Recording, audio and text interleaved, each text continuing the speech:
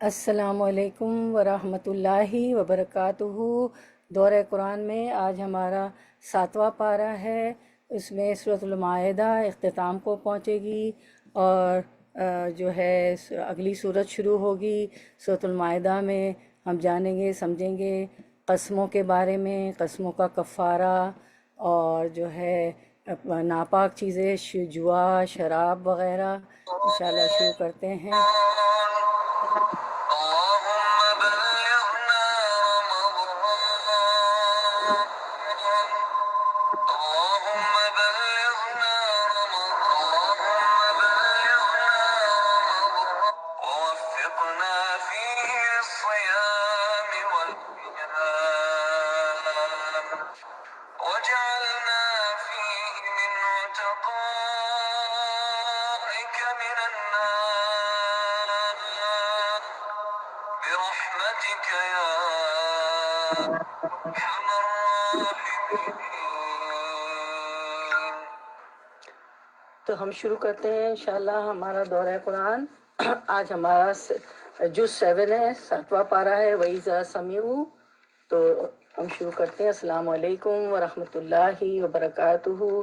اللہم لک الحمد کما ینبغی لجلال وجہک وعظیم سلطانک، اللہم لک الحمد للایمان ولک الحمد للاسلام ولک الحمد للقرآن، اللہم لک الحمد بما ہدیتنا ورزقتنا وفرجت عنا، ثم اما بعد فاعوذ باللہ من الشیطان الرجیم، بسم اللہ الرحمن الرحیم، ربی اشرح لی صدری ویسر لی امری واحلل عقدۃ من لسانی یفقہوا قولی۔ اے اللہ، اللہم ثبتنا عند الموت بلا الہ الا اللہ۔ اے ہمارے رب، اے رب کائنات، موت کے وقت کلمہ شہادت پر ہمیں ثابت قدم رکھیے گا، موت کے وقت ہماری زبان پہ کلمہ شہادت جاری کر دیجیے گا، آمین یا رب العالمین۔ انشاءاللہ ہم شروع کرتے ہیں 7واں پارہ انشاءاللہ۔ اس میں ہم سورۃ المائدہ ہماری جو ہے کمپلیٹ ہوگی، اور جو ہے اس کے بعد ہماری وہ دوسری سورت شروع ہوگی، سورۃ الانعام ہماری شروع ہوگی انشاءاللہ۔ تو ہم دیکھتے ہیں کہ سورۃ المائدہ اور سورۃ الانعام میں ہم کیا کور کریں گے۔ سورۃ المائدہ میں قسموں اور اس کے کفارے کے بارے میں بتایا گیا ہے، ناپاکی کے بارے میں جیسے نشہ، شراب، جوا، آستانے، فال نکالنے کے پاسے، اور سورۃ الانعام اللہ تعالیٰ کی توحید اور وحدانیت کے بارے میں ہمیں بتاتی ہے۔ تو ہم تلاوت سے شروع کرتے ہیں۔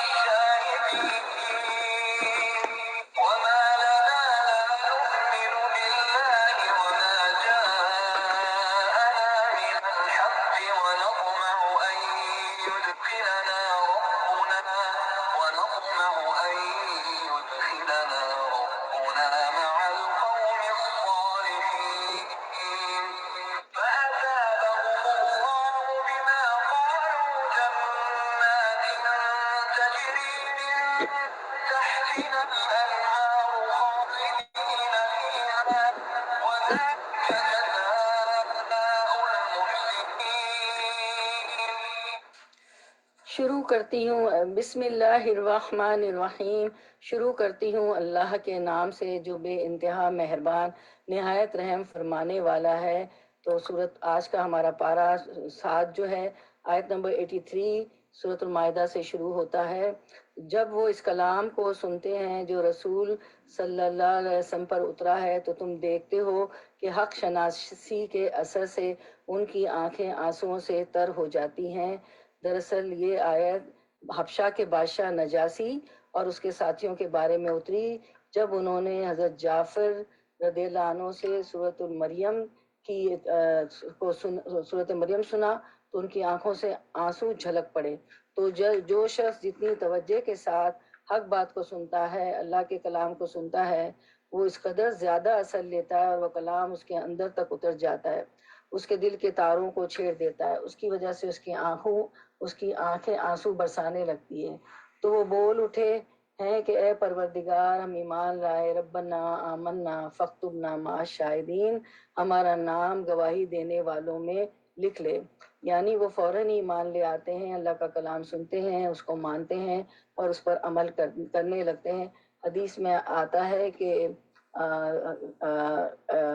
ہم سے ابو ربی سلمان بن داؤد نے بیان کیا، ہم سے سفیان بن ویہ نے بیان کیا، ان سے ابن جریج نے، ان سے عطا بن ربا نے، اور ان سے حضرت جابر رضی اللہ عنہ نے بیان کیا کہ جس دن، کیونکہ حضرت جابر رضی اللہ عنہ نے نجاشی کے دربار میں سورۃ المریم پڑھ کے ان کو سنائی تھی، تو جابر رضی اللہ عنہ نے بیان کیا کہ جس دن نجاشی حبشہ کے بادشاہ کی وفات ہوئی تو حضرت صلی اللہ علیہ وسلم نے آج فرمایا کہ آج ایک مرد صالح اس دنیا سے چلا گیا، اٹھو اور اپنے بھائی اسما کی نماز جنازہ پڑھ لو، کیونکہ وہ مسلمان ہو گئے تھے نا حضرت جعفر سے سورہ مریم سن کے، تو اس لیے غائبانہ نماز جنازہ ان کی آپ صلی اللہ علیہ وسلم نے پڑھائی تھی۔ اسی طرح ایک دن میں حرم شریف میں تھی، تو آپ کو پتہ ہے یاسر عرفات کا انتقال ہوا تھا، اس وقت میں موجود تھی، تو ان کی بھی حرم شریف میں خانہ کعبہ میں اعلان ہوا اور ان کی بھی نماز جنازہ پڑھائی گئی تھی۔ اس کے بعد ہم دیکھتے ہیں یہاں شاہدین آیا نا، ربنا آمنا فاکتبنا مع شاہدین، تو شاہدین سے مراد ابن عباس رضی اللہ عنہ فرماتے ہیں کہ محمد صلی اللہ علیہ وسلم ان کی امت کے لوگ ہیں، یہ ہم شاہدین ہیں، یہ گواہی دینے والی امت ہے۔ اس امت میں شامل ہونے کے لیے اشہد ان لا الہ الا اللہ وحدہ لا شریک لہ واشہد ان محمدا عبدہ ورسولہ پڑھنا ہے۔ اللہ کی گواہی، محمد صلی اللہ علیہ وسلم کی نبوت کی گواہی، اور قیامت کے دن دیگر اقوام پر گواہی۔ آیت نمبر 84، وَمَا لَنَا لَا نُؤْمِنُ بِاللَّهِ وَمَا جَاءَنَا مِنَ الْحَقِّ وَنَطْمَعُ أَن يُدْخِلَنَا رَبُّنَا مَعَ الْقَوْمِ الصَّالِحِينَ۔ وہ کہتے ہیں کہ آخر کیوں ہم اللہ پر ایمان نہ لائیں اور جو حق ہمارے پاس آیا ہے اسے کیوں نہ مان لیں، جبکہ ہم اس بات کی خواہش رکھتے ہیں کہ ہمارا رب ہمیں صالح لوگوں میں شامل کر لے۔ تو میری بہنوں، جو شخص جتنی زیادہ اس بات کی تڑپ اور تمنا رکھے گا کہ وہ نیک ہو جائے، صالح ہو جائے، اللہ کا پسندیدہ ہو جائے، اسی قدر زیادہ توجہ کے ساتھ اللہ کا کلام سنے گا، زیادہ محبت کے ساتھ، زیادہ دلچسپی کے ساتھ اور پورے غور کے ساتھ، تاکہ اس میں سے وہ اپنے لیے عمل کی راہیں تلاش کر لے اور اپنی زندگی کو اللہ کی مرضی کے مطابق ڈھال لے۔ یہی مقصد تھا ان کا اس کلام کو سننے کا۔ ایسا شخص پھر جواباً اللہ کی رحمت پاتا ہے۔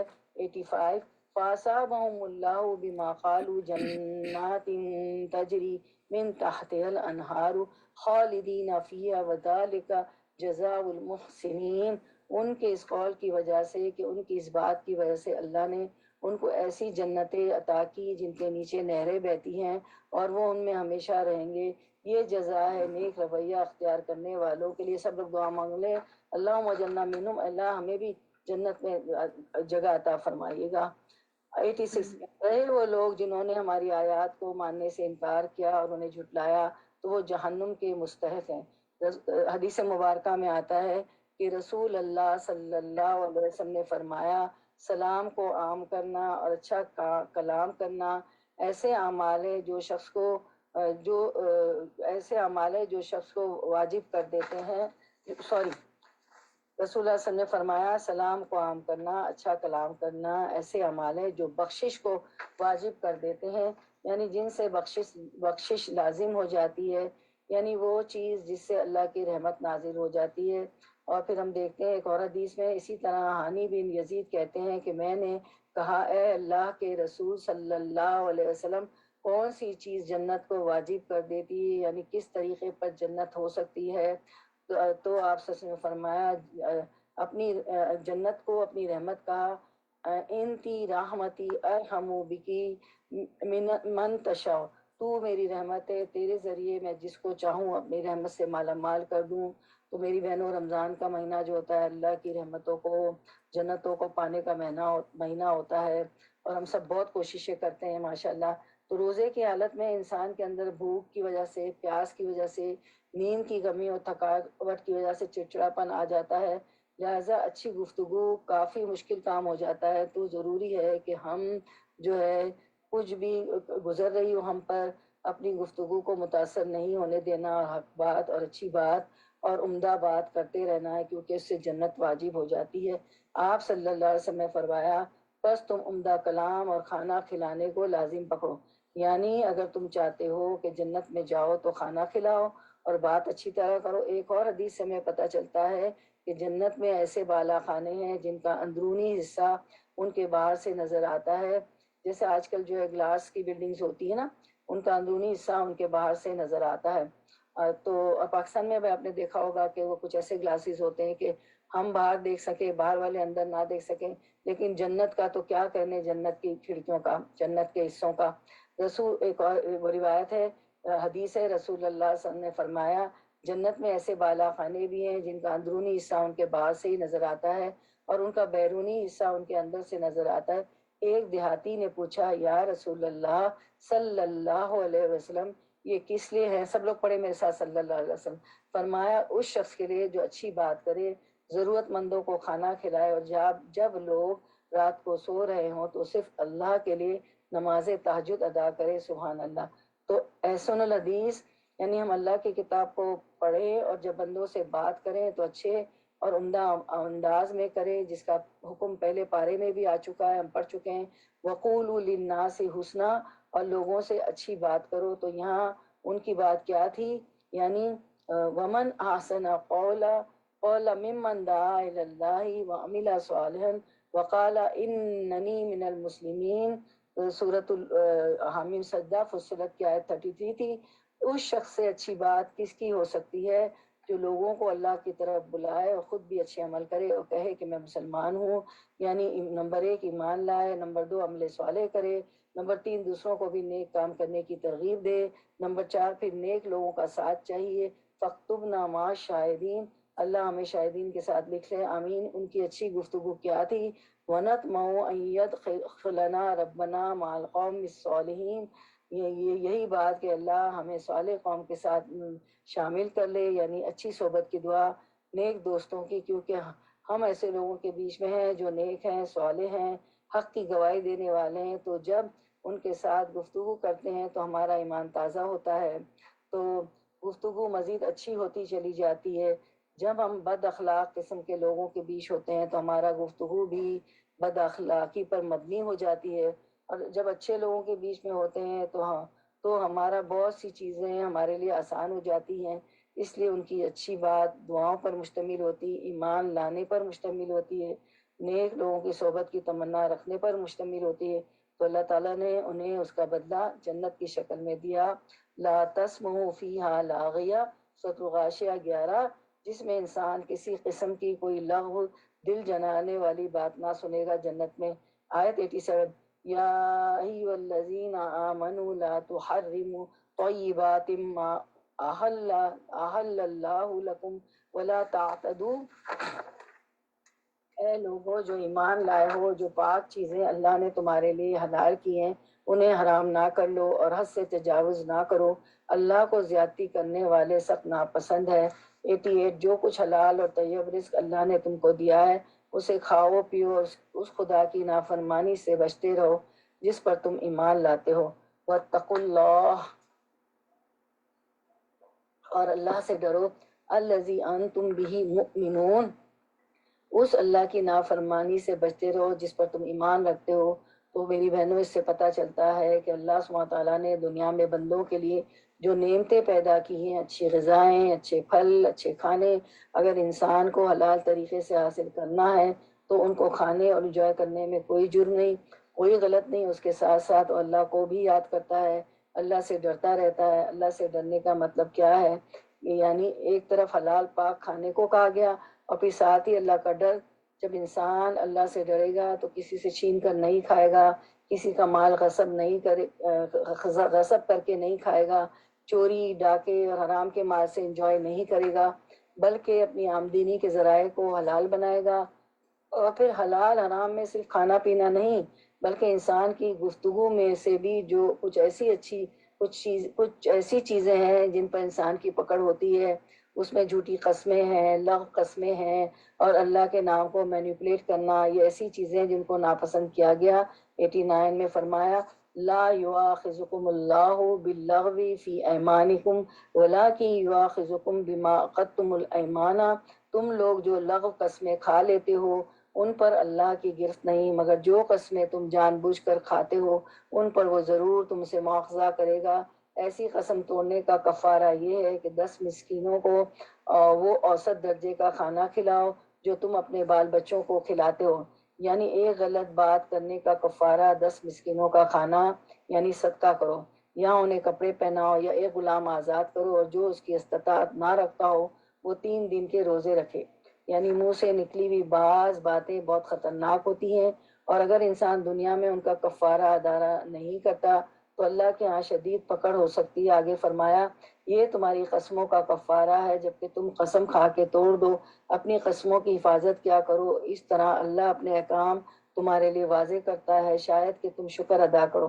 یعنی اگر اس وقت ہمیں یہ بات پتہ چل گئی ہے کہ جھوٹی قسم کھانے پر اور جھوٹی قسم توڑنے پر پکڑ ہے، اور پھر اللہ تعالیٰ نے ہمیں اس پر کفارہ بھی بتا دیا گیا ہے، تو جو ہے کوئی انسان قیامت کے دن ہم یہ نہیں کہہ سکتے کہ میں چھوٹ گئی، مجھے تو پتہ نہیں تھا کہ قسم کا کوئی کفارہ بھی ہوتا ہے۔ نہیں، دنیا میں آپ کو معلوم کرنا تھا، جو کام اور اب باتیں آپ کر رہے ہیں ان کا نتیجہ اور خمیازہ ہو سکتا ہے۔ آیت 90، یا ایھا الذین آمنوا انما الخمر والمیسر والانصاب والازلام رجس من عمل الشیطان فاجتنبوہ لعلکم تفلحون۔ اے لوگو جو ایمان لائے ہو، یہ شراب اور جوا اور یہ آستانے اور پانسے، فال نکالنے کے پانسے، یہ سب گندے شیطانی کام ہیں، ان سے پرہیز کرو، امید ہے تم کو فلاح نصیب ہوگی۔ یعنی اگر تم کامیاب ہونا چاہتے ہو، بچنا چاہتے ہو تو ان سب چیزوں سے بچو جن میں نمبر 1 شراب کا ذکر ہے، کیونکہ شراب ہر گناہ کی چابی ہے۔ حدیث مبارکہ ہے، رسول اللہ صلی اللہ علیہ وسلم نے فرمایا کہ شراب سے بچو کیونکہ اس سے ہر شر کا دروازہ کھلتا ہے۔ اب ہم دیکھتے ہیں کہ نبی کریم صلی اللہ علیہ وسلم نے فرمایا شراب کا دروازہ کھلتا ہے۔ شراب سے متعلق ہر عمل ملعون ہے۔ نبی صلی اللہ علیہ وسلم نے فرمایا شراب سے متعلق 10 طرح سے لعنت کی گئی ہے، خود شراب پر، اس کے نچوڑنے والے پر، اور پھر اس کے نچڑوانے والے پر، اس کے بیچنے والے پر، اس کے خریدنے والے پر، اس کے اٹھانے والے پر، جس کے پاس لی جائے اس پر، اس کی قیمت کھانے والا پر، اس کے پلانے والے پر، اس پر بلانے والے پر، تو ان سب پر جو ہے لعنت ہے۔ شراب سے شراب جو ہے ایک ملعون عمل ہے۔ اس کے بعد ہم دیکھتے ہیں، اس کے بعد جھوٹ، زنا اور انسانوں کے اوپر دست درازی، حرام مال کمانا، بہت ساری خرابیاں شراب کی وجہ سے انسانی معاشرے میں پائی جاتی ہیں، اور پھر شراب کی وجہ سے انسان اللہ کے ذکر سے بھی رک جاتا ہے، جس کا آگے بھی ذکر آ رہا ہے۔ اچھا، ایک یہ تھا، اور دوسرا کون سا؟ دوسرا بھی اسکرین تھا شراب سے متعلق۔ اچھا، اس کے بعد ہم دیکھتے ہیں کہ والمیسر، جوا یعنی بغیر محنت کے کوشش کے، ایزی منی کے، جس میں انسانوں کو کچھ کھیلوں کے ذریعے راتوں رات امیر بن جائے، والانصاب اور بت اور آستانے، غیر اللہ کے نام پر دی گئی نظر و نیاز، والازلام اور تیر، یہ سب شیطانی کام ہیں، ان سے اجتناب کرو تاکہ تم فلاح پا سکو۔ اور خصوصاً شراب اور جوئے سے یہاں پر دیگر چیزوں کا بھی ذکر کیا گیا ہے، لیکن اگلی آیت میں شراب اور جوئے سے بچنے کی مزید تاکید ہے۔ آیت نمبر 91، انما یرید الشیطان ان یوقع بینکم العداوۃ والبغضاء فی الخمر والمیسر ویصدکم عن ذکر اللہ عن الصلاۃ فہل انتم منتہون۔ پھر اللہ تعالیٰ فرماتے ہیں کہ شیطان تو یہ چاہتا ہے کہ شراب اور جوئے کے ذریعے تمہارے درمیان عداوت اور بغض ڈال دے، یعنی جو شراب کی خرابیاں ہیں یا جوئے کی وجہ سے جو مال حاصل ہوتا ہے، اس کی وجہ سے انسانوں کے تعلقات خراب ہوتے ہیں، آپس کے ریلیشن شپ خراب ہوتے ہیں، اور باہم محبت کی بجائے دشمنی پیدا ہوتی۔ ظاہر ہے کہ انسان نے شراب پی کر کسی کی بے عزتی کر دی، اس کو ہوش ہی نہیں ہوتا ہے نا، ماں بہن کا بھی ہوش نہیں رہتا، کسی کے ساتھ برا سلوک کر دیا، کسی کو مار پیٹ دیا، تو جو مرد حضرات شراب پیتے ہیں ان کی اپنی بیویوں کے ساتھ کیسے تعلقات ہوتے ہیں، تو بیویوں کے دل میں اور بچوں کے دل میں باپ کے لیے شدید نفرت پیدا ہو جاتی ہے، پھر اسی طرح بہن بھائی دور ہو جاتے ہیں، باقی رشتہ دار دور ہو جاتے ہیں، بغض پیدا ہو جاتا ہے، اسی طرح جوا بھی، کیونکہ سب جیسے لاٹری لیتے ہیں، ہر ایک مال خرچتا ہے، جوا کھیلنے بیٹھتے ہیں تو سب مال لگاتے ہیں، لیکن وہ کسی ایک کے نام نکل آتی ہے، ان جن سب کا پیسہ ایک کو مل گیا، وہ اسی پر اچھل کود کر رہا ہو اور فخر اور غرور کر رہا ہو تو باقی اس کا منہ دیکھ رہے ہوتے ہیں، اور اس سے بھی عداوت اور بغض پیدا ہوتی ہے، تو انسانی تعلقات معاشرے میں خراب ہوتے ہیں۔ اللہ تعالیٰ نے اس وجہ سے ان چیزوں سے روکا ہے، پھر اللہ کے حقوق میں کمی ہوتی ہے، پھر آگے فرمایا تمہیں اللہ کی یاد یعنی نماز سے روکتی ہے، اور شیطان اس کے ذریعے سے نیکی کے دو بڑے مواقع تمہارے کھو دیتا ہے، نمبر ایک نماز، نمبر دو اللہ کا ذکر۔ اس سے یہ پتہ چلتا ہے کہ نماز کے علاوہ بھی ذکر کرنا ہے۔ پھر کیا تم ان چیزوں سے باز رہو گے؟ تم باز رہو گے؟ فہل انتم منتہون 92، اللہ اور اس کے رسول کی بات مانو اور باز آ جاؤ، لیکن اگر تم نے حکم عدولی کی تو جان لو کہ ہمارے رسول پر بس صاف صاف حکم پہنچا دینے کی ذمہ داری تھی، یعنی اس آیت سے شراب اور جوئے کو حرام قرار دیا گیا، اور اللہ تعالیٰ اسے گندا شیطانی عمل قرار دے رہے ہیں، اور ہم سے پوچھ رہے ہیں کہ کیا تم باز آتے ہو کہ نہیں، باز آتے ہو کہ نہیں۔ تو ہم دیکھتے ہیں کہ ایک وہ لوگ ہیں جنہوں نے حق کو سنا اور ان کی آنکھیں بہہ پڑی، نجاشی اور اس کے لوگ اور اس کے درباری، اور ان کی زبان گواہی دینے لگی، اور ایک یہ لوگ ہیں شراب اور جوئے نے انہیں اس قدر اپنے اندر مس کر رکھا ہے کہ وہ بار بار حق کی بات سنتے ہیں لیکن ٹس سے مس نہیں ہوتے۔ پھر ہم دیکھتے ہیں کہ اگلی آیت میں فرمایا اطیعوا اللہ و اطیعوا الرسول، اور اللہ کی اطاعت کرو اور رسول کی اطاعت کرو، اور ڈرتے رہو، محتاط رہو، اللہ کی پکڑ سے بچنے کی کوشش کرو۔ فَإِن تَوَلَّيْتُمْ فَاعْلَمُوا انما علی رسولنا البلاغ المبین، لیکن اگر تم نے حکم عدولی کی، اللہ اور اس کے رسول کی بات نہ مانی، تو جان لو ہمارے رسول پر صاف صاف حکم پہنچانے کی ذمہ داری تھی۔ 93، جو لوگ ایمان لے آئے اور نیک عمل کرنے لگے، انہوں نے پہلے جو کچھ کھایا پیا تھا اس پر کوئی پکڑ نہ ہوگی، بشرطیہ کہ وہ آئندہ ان چیزوں سے بچے رہیں جو حرام کی گئی ہیں، اور ایمان پر ثابت قدم رہیں اور اچھے کام کریں، پھر جس چیز سے روکا جائے اس سے رکیں، اور جو فرمان الہی ہو اسے مانیں، پھر خدا ترسی کے ساتھ نیک رویہ رکھیں، اللہ نیک کردار لوگوں کو پسند کرتا ہے۔ حدیث مبارکہ ہے، رسول اللہ صلی اللہ علیہ وسلم نے فرمایا جو شخص نشے کی وجہ سے، اب یہاں صرف شراب کا نام نہیں بلکہ سکارا کا لفظ آیا، نشہ کسی بھی چیز کی ایڈکشن ہوتی ہے میری بہنوں، چاہے وہ کوئی گیمز ہو، پلے اسٹیشن ہو، چاہے میسیجنگ ہی کیوں نہ ہو، کسی بھی چیز کی، ٹیکنالوجی کی، کیونکہ اب ایڈکشن کے مختلف مظاہر آ گئے ہیں، انسٹاگرام ہے جو ہے، پھر واٹس ایپ ہے، اور کتنی چیزیں، پہلے صرف شراب جو ہے کی ایڈکشن ہوتی تھی، لیکن اب لوگ مختلف چیزوں کے ساتھ ایڈکٹ ہو گئے ہیں، جن کی وجہ سے وہ اپنی عبادات اور فرائض کو گنوا رہے ہیں یا ان کو ان کے اصل مقام پر نہیں رکھتے۔ اور ایسے ہی ہوتا ہے نا، ہم جو کھول لیتے ہیں سوشل میڈیا، فیس بک ہو، انسٹاگرام ہو، کچھ بھی ہو، واٹس ایپ ہو، تو ابھی اس کا جواب دے دوں، اس کا جواب دے دوں، یہ کرتے کرتے کرتے کرتے ہم اتنے الجھ جاتے ہیں کہ نمازوں کے ٹائم دیر کر دیتے ہیں نماز پڑھنے۔ رسول اللہ صلی اللہ علیہ وسلم نے فرمایا جو شخص نشے کی وجہ سے ایک مرتبہ نماز چھوڑ دے تو اس کی مثال ایسے ہے جیسے اس کے پاس دنیا اور اس کی ساری نعمتیں تھیں جو اس سے چھین لی گئی، دنیا اور جو کچھ اس میں تھا، ساری کی ساری نعمتیں جن کا آپ تصور بھی نہ کر سکے، وہ ان سے چھین گئی۔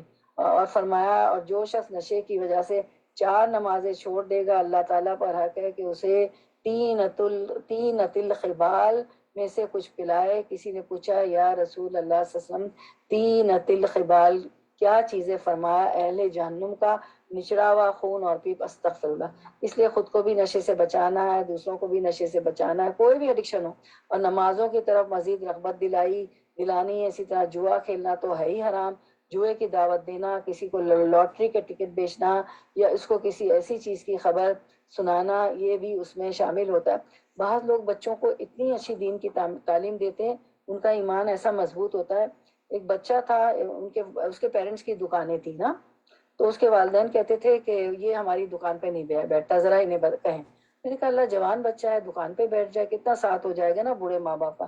تو وہ کہنے لگا کہ مجھے دکھ ہوتا تھا کہ جوان بچہ ہیلپ نہیں کرتا ہے.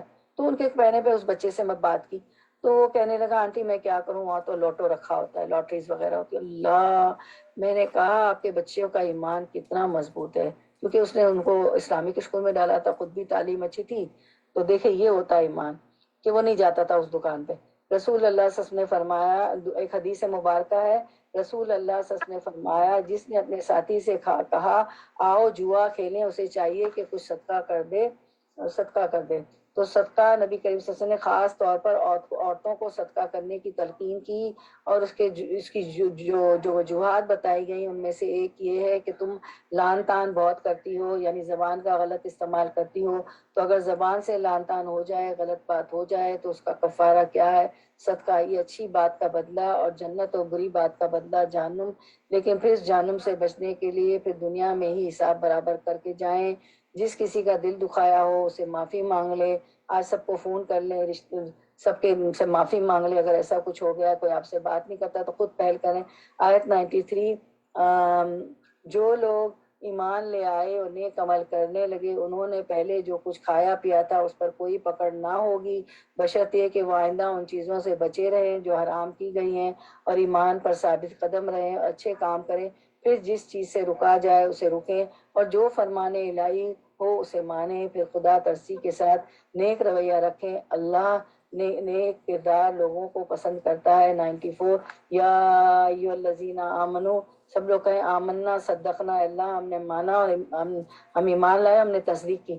اے لوگوں جو ایمان لائے ہو, اللہ تمہیں اس شکار کے ذریعے آزمائش میں ڈالے گا جو بالکل تمہارے ہاتھوں اور نیزوں کی زد میں ہوگا, یہ دیکھنے کے لیے کہ کون اس سے غائبانہ ڈرتا ہے.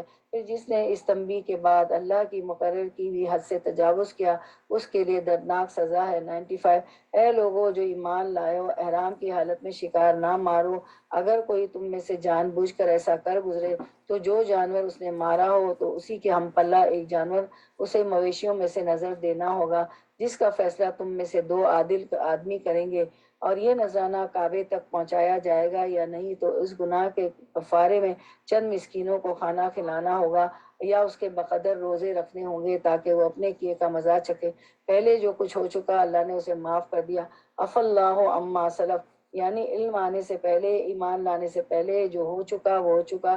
لیکن اب اگر کسی نے اس حرکت کا اعادہ کیا تو اللہ اسے بدلہ لے لے گا.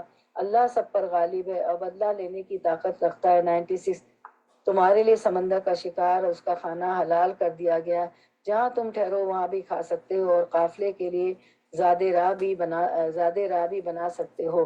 البتہ خشکی کے شکار جب تم احرام کی حالت میں ہو تو تم پر حرام کیا گیا ہے. پس بچو اللہ کی اس نافرمانی سے جس کی بیشی میں تم سے سب کو گھیر کر حاضر کیا جائے گا, یعنی اللہ کا ڈر ہی انسان کو غلط کام سے روک سکتا ہے.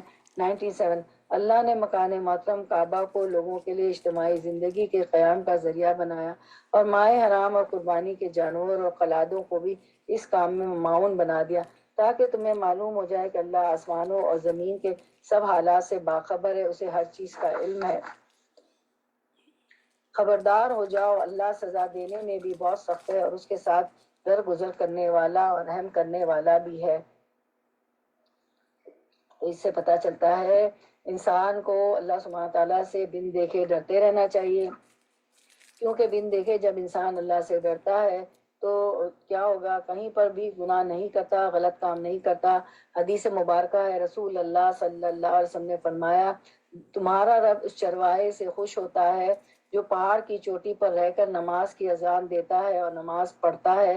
اس پر اللہ تعالیٰ فرشتوں سے فرماتے ہیں کہ دیکھو میرے اس بندے کو جو اذان دیتا ہے, نماز پڑھتا ہے اور مجھ سے ڈرتا ہے. یعنی وہاں اکیلا ہوتا ہے, اس کی بکریاں ہیں اور وہ ہے, کوئی نہیں دیکھ رہا اس کو, کوئی اذان بھی نہیں آئی اس کو. اللہ تعالیٰ کا جو کائناتی کیلنڈر ہے, یعنی سورج کا مختلف اوقات میں ڈھلنا, اس سے اندازہ کر کے اپنے نمازوں کے اوقات کا تعین کر کے خود ہی اذان دیتا ہے, خود ہی نماز پڑھتا ہے. تو یہ ہے دراصل اللہ سے ڈرنے کا ایک اظہار, کہ ایک طریقہ کہ انسان ایسی جگہ اللہ کی اطاعت کرے جہاں کوئی اور کرنے والا یا یاد کرانے والا نہ ہو. تو اللہ تعالیٰ فرماتے ہیں, میں نے اپنے اس بندے کے گناہ معاف کر دیے اور میں اس کو جنت میں داخل کروں گا, کیونکہ جب ہمارے آس پاس بہت سے لوگ ہوتے ہیں تو ہم کو بہت سی سپورٹ مل جاتی ہے، اور جب سارے سو رہے ہوں اور اکیلے ہم اٹھ کر نماز پڑھنی ہو تو پھر پڑھنا واقعی پڑھنا ہے، اللہ ہی کے لیے پڑھنا ہے۔ 99 ما علی الرسول الا البلاغ، رسول پر تو صرف پیغام پہنچا دینے کی ذمہ داری ہے، آگے تمہارے کھلے اور چھپے سب حالات کا جاننے والا اللہ ہے۔ 100 آیت 100 قل لا يستوي الخبيث والطيب ولو أعجبك كثرة الخبيث فاتقوا الله يا أولي الألباب لعلكم تفلحون۔ اے پیغمبر ان سے کہہ دو کہ پاک اور ناپاک بہرحال یکساں نہیں، خواہ ناپاک کی بہتات تم کو کتنا ہی فریفتہ کرنے والی ہو۔ بس اے لوگو جو عقل رکھتے ہو اللہ کی نافرمانی سے بچتے رہو، امید ہے کہ تم کو فلاح نصیب ہوگی۔ تو زندگی میں انسان کو کچھ چوائسیز کرنی پڑتی ہے، اچھے اور برے کے درمیان میں، صالح اور غیر صالح کے درمیان میں، پاک اور ناپاک کے درمیان میں۔ تو جب انسان کو ایک طرف اس کا نفس بلائے وہ چیز اس کے لیے ناپاک ہو، حرام ہو، ناجائز ہو، اس کے مقابلے میں حلال بھی موجود ہو، تو صرف نفس کی خواہش کی وجہ سے انسان حرام کی طرف جا رہا ہو، تو اس وقت اللہ سبحانہ تعالیٰ کا یہ قول یاد رکھنا چاہیے۔ حدیث مبارکہ ہے، رسول اللہ صلی اللہ علیہ وسلم نے فرمایا بے شک اللہ طیب ہے اور طیب ہی کو قبول کرتا ہے۔ اللہ تعالیٰ خود بھی پاک ہے تو پاک چیز ہی قبول کرے گا، یعنی اعمال میں بھی اور اسی طرح انسان کے کاموں میں سے بھی۔ تو اب ہم دعا کریں اپنے آپ کے لیے، خاص طور پر دعا کریں، اور جو دعا میں یہ دعا جو نبی صلی اللہ علیہ وسلم نے سیدنا حضرت علی کرم اللہ وجہ کو سکھائی تھی، اللہم اکفنی بحلالک وعن حرام، اللہم اکفنی بحلالک عن حرامک واغننی بفضلک عمن سواک۔ اے اللہ تو میرے لیے کافی ہو جا، حلال کے ساتھ، حلال چاہے تھوڑا ہی ہے مجھے وہی کافی کر دے، حرام سے بچا کر، اور مجھے اپنے فضل سے غنی کر دے ہر اس چیز سے بچا کر جو تیرے علاوہ ہے، یعنی مجھے اپنی خاص رحمت کے ساتھ حلال راستوں سے رزق دے، اور وہ رزق چاہے مال ہو یا شوہر یا کوئی بھی چیز ہو۔ شیطان کا کام کیا ہے کہ انسان کو ہمیشہ حرام راستوں کی طرف متوجہ کرتا ہے، اٹریکٹ کرتا ہے، تو اللہ سبحانہ تعالیٰ سے دعا کرتے رہنا چاہیے۔ تو آپ صلی اللہ علیہ وسلم نے سیدنا علی رضی اللہ عنہ کو کیا بتایا تھا کہ اگر کسی پر پہاڑ برابر بھی قرضہ ہو تو اس دعا کی برکت سے وہ بھی اس کے لیے آسان ہو جاتا ہے۔ یہ صرف مال کے لیے ہی نہیں پڑھا کریں، اس کو ہر حلال چیز کے لیے پڑھا کریں۔ جو لوگ حرام دوستوں کے پھندے میں پھنسے ہوئے ہیں، حلال رشتے نہ ملنے کی وجہ سے، شادی نہ ہونے کی وجہ سے حرام تعلقات میں پڑ چکے ہیں، تو وہ بھی رو رو کر اللہ سے یہ دعا مانگے اور حرام تعلقات سے باہر نکلے۔ اللہم اکفنی بحلالک عن حرامک واغننی بفضلک عمن سواک، کہ اللہ مجھے ہر حرام سے بچا کر میرے لیے حلال کو کافی کر دے، مجھے حلال عطا کر۔ تو جب انسان حلال کی طرف رہے گا، پاک کی طرف متوجہ رہے گا، تو اللہ سبحانہ تعالیٰ کے خزانے تو بہت وسیع ہیں۔ تو پھر فرمایا فاتقوا اللہ یا اولی الالباب لعلکم تفلحون، پس اے لوگو جو عقل رکھتے ہو اللہ سے ڈرو تاکہ تم کامیاب ہو جاؤ۔ آیت 101 اے لوگو جو ایمان لائے ہو ایسی باتیں نہ پوچھا کرو کہ جو تم پر ظاہر کر دی جائیں تو تمہیں ناگوار ہو، اگر تم اسے اس وقت پوچھو کہ جبکہ قرآن نازل ہو رہا ہو تو وہ تم پر کھول دی جائیں گی۔ اب تک جو کچھ تم نے کیا اسے اللہ نے معاف کر دیا۔ پھر گفتگو سے متعلق بات ہے، کیونکہ گفتگو سنبھل کے کرنی چاہیے، اچھی کرنی چاہیے۔ بعض اوقات سوال اچھے ہوتے ہیں لیکن ضرورت سے زیادہ سوال بھی اچھے نہیں ہوتے۔ پھر فرمایا وہ درگزر کرنے والا مہربان ہے۔ تم سے پہلے بھی 102 تم سے پہلے بھی ایک گروہ نے ایسے سوالات کیے تھے، جیسے بنی اسرائیل نے گائے سے متعلق سوال کیے، پھر وہ لوگ انہی باتوں کی وجہ سے کفر میں مبتلا ہو گئے۔ تو بعض باتیں انسان کو کفر تک لے جاتی ہیں، بعض سوالات انسان کو ایمان سے کفر تک لے جاتے ہیں، اس لیے بہت محتاط رہنا چاہیے۔ سوال پوچھتے وقت بھی خواہ دین کے بارے میں ہی کیوں نہ ہو، بہت احتیاط کے الفاظ استعمال کیے جائیں، اور پھر جب جواب ملے اور مرضی کے نہ ملے تو اس وقت بھی ریئیکشن بہت پازیٹیو ہو، کیونکہ بعض اوقات کسی کو شریعت کے مطابق جب مسئلہ بتایا جاتا ہے تو وہ صاف انکار کر دیتا ہے، تو یہ تو پاسبل نہیں، یہ تو آج کے دور میں ہو ہی نہیں سکتا۔ گویا آپ نے اللہ کے حکم کا انکار کر دیا، اور جب آپ انکار کر دیتے ہیں تو آپ دین کے اندر آ گئے یا باہر چلے گئے، کیونکہ آپ نے انکار کر دیا تو دین سے باہر آ گئے۔ تو محتاط ہونے کی ضرورت ہے گفتگو میں۔ 103 اللہ نے نہ کوئی بحیرہ مقرر کیا ہے، نہ صاحبہ، نہ وسیلہ، نہ جو ہے ہاں، یعنی کہ وہ جو شیک عمل ہوتا ہے، اور اب کچھ مزید اللہ کے حرام کردہ چیزوں کا ذکر ہے۔ حرمتوں کے پاس رکھنے کا حکم ہے، مگر یہ کافر اللہ پر جھوٹی تہمت لگاتے ہیں اور ان میں سے اکثر بے عقل ہے کہ ایسی وہمیات کو مان رہے ہیں۔ 104 اور جب ان سے کہا جاتا ہے کہ آؤ اس قانون کی طرف جو اللہ نے نازل کیا اور آؤ پیغمبر کی طرف تو وہ جواب دیتے ہیں کہ ہمارے لیے تو بس وہی طریقہ کافی ہے جس پر ہم نے اپنے باپ دادا کو پایا ہے۔ کیا یہ باپ دادا ہی کی تقلید کیے جائیں گے خواہ وہ کچھ نہ جانتے ہوں اور صحیح راستے کی انہیں خبر ہی نہ ہو۔ 105 یا ایھا الذین آمنو، اے لوگوں جو ایمان لائے ہو، اپنی فکر کرو، کسی دوسرے کی گمراہی سے تمہارا کچھ نہیں بگڑتا اگر تم خود راہ راست پر ہو۔ اس کا یہ مطلب نہیں کہ امر بالمعروف نہیں عن المنکر نہ کرو، اس کا مطلب یہ ہے کہ صرف دوسروں کے عیب کے پیچھے نہ پڑے رہو، اور یہ انسان کی بہت بڑی کمزوری ہے، وہ اپنی غلطیاں نہیں دیکھتا لیکن یہ ضرور اس کو نظر آتا ہے کہ کس نے کہاں کیا غلط کیا۔ انسان یہ ضرور دیکھتا ہے کہ کس نے میرا حق نہیں دیا، مجھے عزت نہیں دی، لیکن وہ یہ بھول جاتا ہے کہ خود کس کو عزت نہیں دے رہا جو کہ واقعی عزت کا مستحق ہے، اور وہ کس کا حق مار رہا ہے۔ تو اس لیے صرف دوسروں کی فکر نہ کرو کہ وہ کیا کر رہے ہیں۔ سارے ریلیجیس پرسنالٹی کے اوپر باتیں کرنا ہم جانتے ہیں، اور سب باتیں کر کے خود نماز پڑھے بغیر سو جائیں تو اس پہ ہمیں کوئی فکر نہیں ہوتی، تو ہمیں دوسروں کے بھٹکنے کی فکر سے زیادہ اپنی فکر ہونی چاہیے۔ اللہ کی طرف تم سب کو پلٹ کر جانا ہے، پھر وہ تمہیں بتا دے گا کہ تم کیا کرتے رہے ہو۔ 106 اے لوگوں جو ایمان لائے ہو، جب تم میں سے کسی کی موت کا وقت آ جائے اور وہ وصیت کر رہا ہو، اس کے لیے شہادت کا نصاب یہ ہے کہ تمہاری جماعت میں سے 2 صاحب عدل آدمی کو گواہ بنایا جائے۔ اگر تم سفر کی حالت میں ہو، وہاں موت کی مصیبت پیش آ جائے تو غیر مسلموں میں سے ہی 2 گواہ لے لیا جائے۔ یعنی سفر کی حالت میں اگر موت آ رہی ہے، موت کے آثار شروع ہو جائیں اور انسان کے پاس مال بھی ہو تو مال کو پھر اپنے جاننے والوں کے سپرد کر کے ان پر گواہ بنا لیا جائے تاکہ اصل وارثوں تک مال بحفاظت پہنچ جائے۔ پھر اگر کوئی شک پڑ جائے تو نماز کے بعد دونوں گواہوں کو مسجد میں روک لیا جائے، یعنی جن کا مال دیا گیا تھا جب وہ لا کر مال وارثوں کو حوالہ کرے اور وارث سمجھے کہ یہ کچھ معاملہ گڑبڑ ہے کیونکہ اس کے پاس اس سے زیادہ چیز تھی جو صحیح طور پر نہیں پہنچی تھی، تو پھر کیا ہے، مسجد میں سب کو روک کر گواہی لے لی جائے۔ آپ نے اس کی تفصیل بہت تفصیل میں کی ہے نا، یہ صورت تو پڑھا تھا آپ نے۔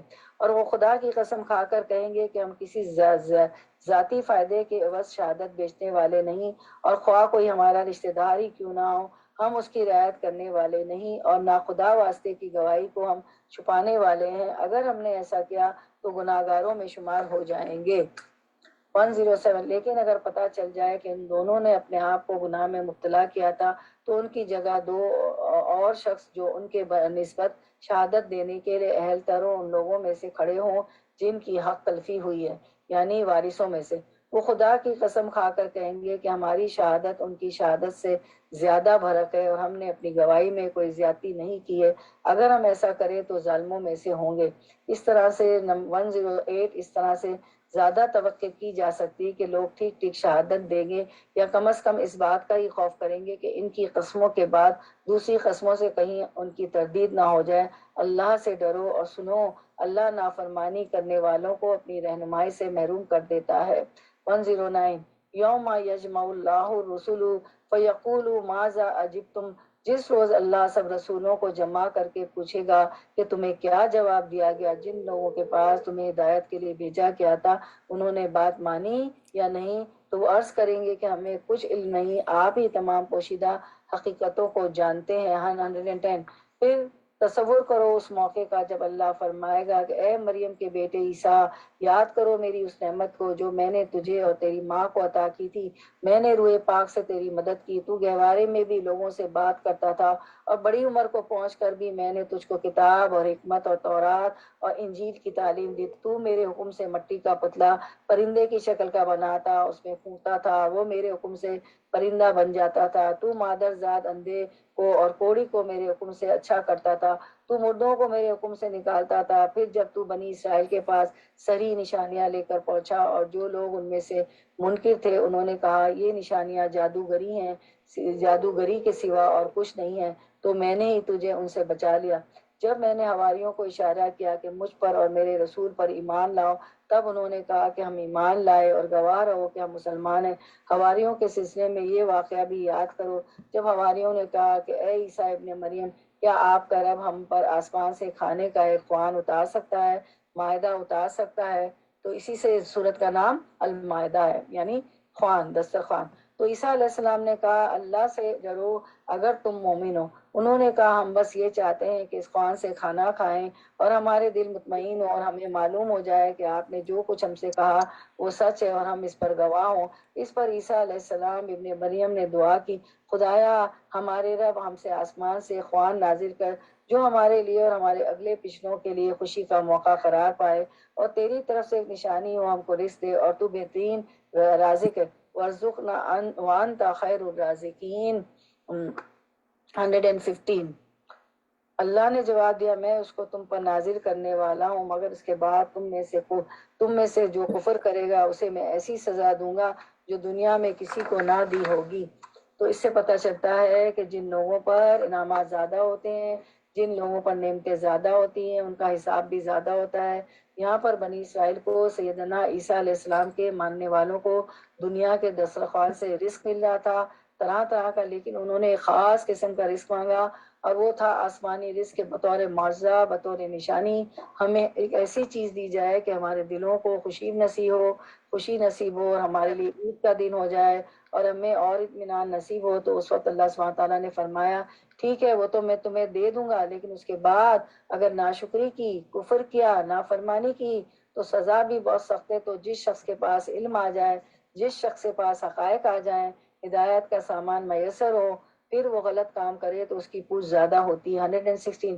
غز جب یہ احسانات یاد دلا کر اللہ فرمائے گا اے عیسیٰ ابن مریم، کیا تو نے لوگوں سے کہا تھا کہ خدا کے سوا مجھے اور میری ماں کو بھی خدا بنا لو؟ تو وہ جواب میں عرض کرے گا سبحان اللہ، میرا یہ کام نہ تھا کہ وہ بات کہتا جس کا کہنے کا مجھے حق نہ تھا۔ اگر میں نے ایسی بات کہی ہوتی تو آپ کو ضرور علم ہوتا۔ آپ جانتے ہیں جو کچھ میرے دل میں ہے اور میں نہیں جانتا جو کچھ آپ کے دل میں، آپ تو ساری پوشیدہ حقیقتوں کے عالم ہیں۔ 117۔ میں نے ان سے اس کے سوا ان سے کچھ نہیں کہا جس کا آپ نے حکم دیا تھا کہ میری بندگی کرو جو کہ میرا رب بھی ہے اور تمہارا رب بھی۔ میں اسی وقت تک ان کا نگران تھا جب تک میں ان کے درمیان تھا۔ اب آپ نے مجھے واپس بلا لیا، یعنی آسمانوں پر، تو آپ ان پر نگراں تھے اور آپ تو ساری چیزوں پر نگراں تھے۔ 118۔ اب اگر آپ انہیں سزا دیں تو وہ آپ کے بندے ہیں۔ ان تعذبهم فإنهم عبادك وإن تغفر لهم، اگر آپ انہیں معاف کر دیں فإنك أنت العزیز الحکیم، تو آپ غالب ہیں اور دانا ہیں، حکمت والے ہیں۔ سیدنا کالا ایک سیکنڈ دانا ہے، دانا نہیں، 117 پہ اسکرین تھا نا کوئی؟ نہیں نا؟ ہاں نہیں 117 پر نہیں ہے۔ نہیں، اچھا اوکے اچھا، تو یہی میں رک گئی تھی۔ اچھا تو آپ ان پر نگراں تھے، آپ تو ساری چیز پر نگراں ہیں۔ اب 118۔ اب اگر آپ انہیں سزا دیں تو وہ آپ کے بندے ہیں، اور اگر آپ انہیں معاف کر دیں تو آپ غالب و دانا حکمت والے ہیں۔ سیدنا عیسیٰ علیہ السلام نے اپنی قوم کے حق میں کیا کہا کہ آپ ان کے ساتھ جیسا چاہیں کر سکتے، آپ چاہیں تو عذاب دیں، چاہے تو آپ انہیں معاف کر دیں۔ ابراہیم علیہ السلام کے بارے میں اللہ کا ایک قول آتا ہے کہ انہوں نے یوں کہا تھا کہ اللہ ان بتوں نے بہت سے لوگوں کو گمراہ کر دیا ہے، تو ان میں سے جو میری پیروی کرے وہ مجھ سے ہے، بس میرا اسی سے تعلق ہے، جو نافرمانی کرے تو وہ غفور الرحیم ہے، جو چاہے کرے۔ اور سیدنا عیسیٰ علیہ السلام کا یہ فرمان کہ اگر تو عذاب دے تو تیرے ہی بندے اور اگر بخش دے تو زبردست حکمت والا ہے۔ اس کے مقابلے میں آپ صلی اللہ علیہ وسلم نے کیا کہا، جن کی ہم امت ہے؟ حدیث مبارکہ ہے، ایک بار حضور صلی اللہ علیہ وسلم اپنے ہاتھ اٹھائے ہوئے تھے، انہی آیات کو پڑھ کر آپ صلی اللہ علیہ وسلم نے فرمایا اللہ میری امت، اور آپ صلی اللہ علیہ وسلم رونے لگے۔ آپ صلی اللہ علیہ وسلم اپنی امت کے بارے میں رونے لگ گئے تو اللہ تعالیٰ نے فرمایا اے جبریل علیہ السلام جاؤ محمد صلی اللہ علیہ وسلم کے پاس، حالانکہ تیرا رب خوب جانتا ہے، ان سے پوچھو کیا چیز ان کو رلا رہی ہے۔ جبریل علیہ السلام آپ صلی اللہ علیہ وسلم کی خدمت میں آئے اور رونے کی وجہ پوچھی، رسول اللہ صلی اللہ علیہ وسلم نے انہیں بتایا، حالانکہ اللہ تعالیٰ سب سے زیادہ جاننے والا ہے۔ تو اللہ تعالیٰ نے فرمایا اے جبریل جاؤ محمد صلی اللہ علیہ وسلم کی طرف اور ان سے کہہ دو کہ ہم آپ وسلم کو آپ کی امت کے بارے میں ضرور راضی کر دیں گے اور ہم آپ کو غمگین نہیں کریں گے۔ تو اس سے پتہ چلتا ہے کہ نبی صلی اللہ علیہ وسلم کی تڑپ انسانوں کے بارے میں، امت کے بارے میں بہت شدید تھی۔ آپ صلی اللہ علیہ وسلم اس سنت پر عمل کرتے ہوئے، ہم آپ صلی اللہ علیہ وسلم کی اس سنت پر عمل کرتے ہوئے میری بہنوں، ہمارا طرز عمل کیا ہونا چاہیے؟ لوگوں کی خیرخواہی اور بھلائی کرنی چاہیے۔ اور جو ہے ہم نے پڑھا تھا، پیچھے بھی ہم نے پڑھا، سورۃ الجمعہ میں آپ پڑھتی ہیں لعلک باخع نفسک علی آثارہم، کہ نہ ماننے والوں کے لیے کہا گیا کہ آپ صلی اللہ علیہ وسلم تو ان کے پیچھے اپنا آپ بھلا دیں گے، تو اپنے آپ کو ذبح کر ڈالیں گے۔ تو اتنی فکر کرتے تھے آپ صلی اللہ علیہ وسلم، آپ ہماری بہت فکر کرتے تھے، تو کہ اللہ تعالیٰ نے بھی آیت اتار دی کہ ان کے غم میں آپ اپنے آپ کو بھلا دیں گے، اپنے آپ ہی کو بھلا دیں گے۔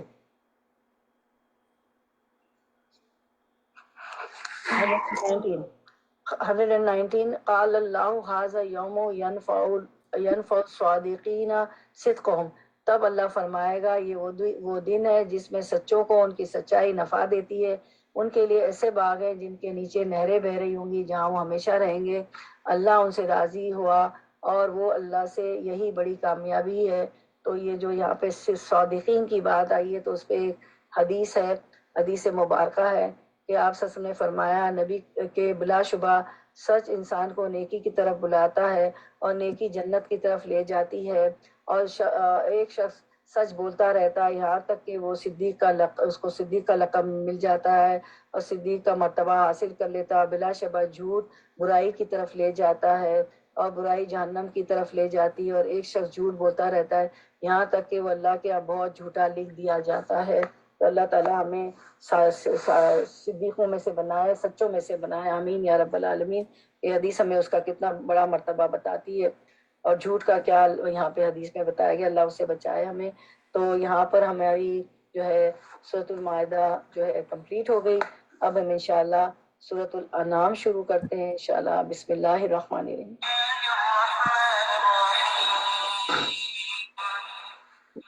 الحمد لله الذي خلق السماوات والأرض وجعل الظلمات والنور ثم الذين كفروا بربهم يعدلون هو الذي خلقكم من طين ثم قضى أجلا وأجل مسمى عنده ثم أنتم تمترون وهو الله في السماوات وفي الأرض يعلم سركم وجهركم ويعلم ما تكسبون۔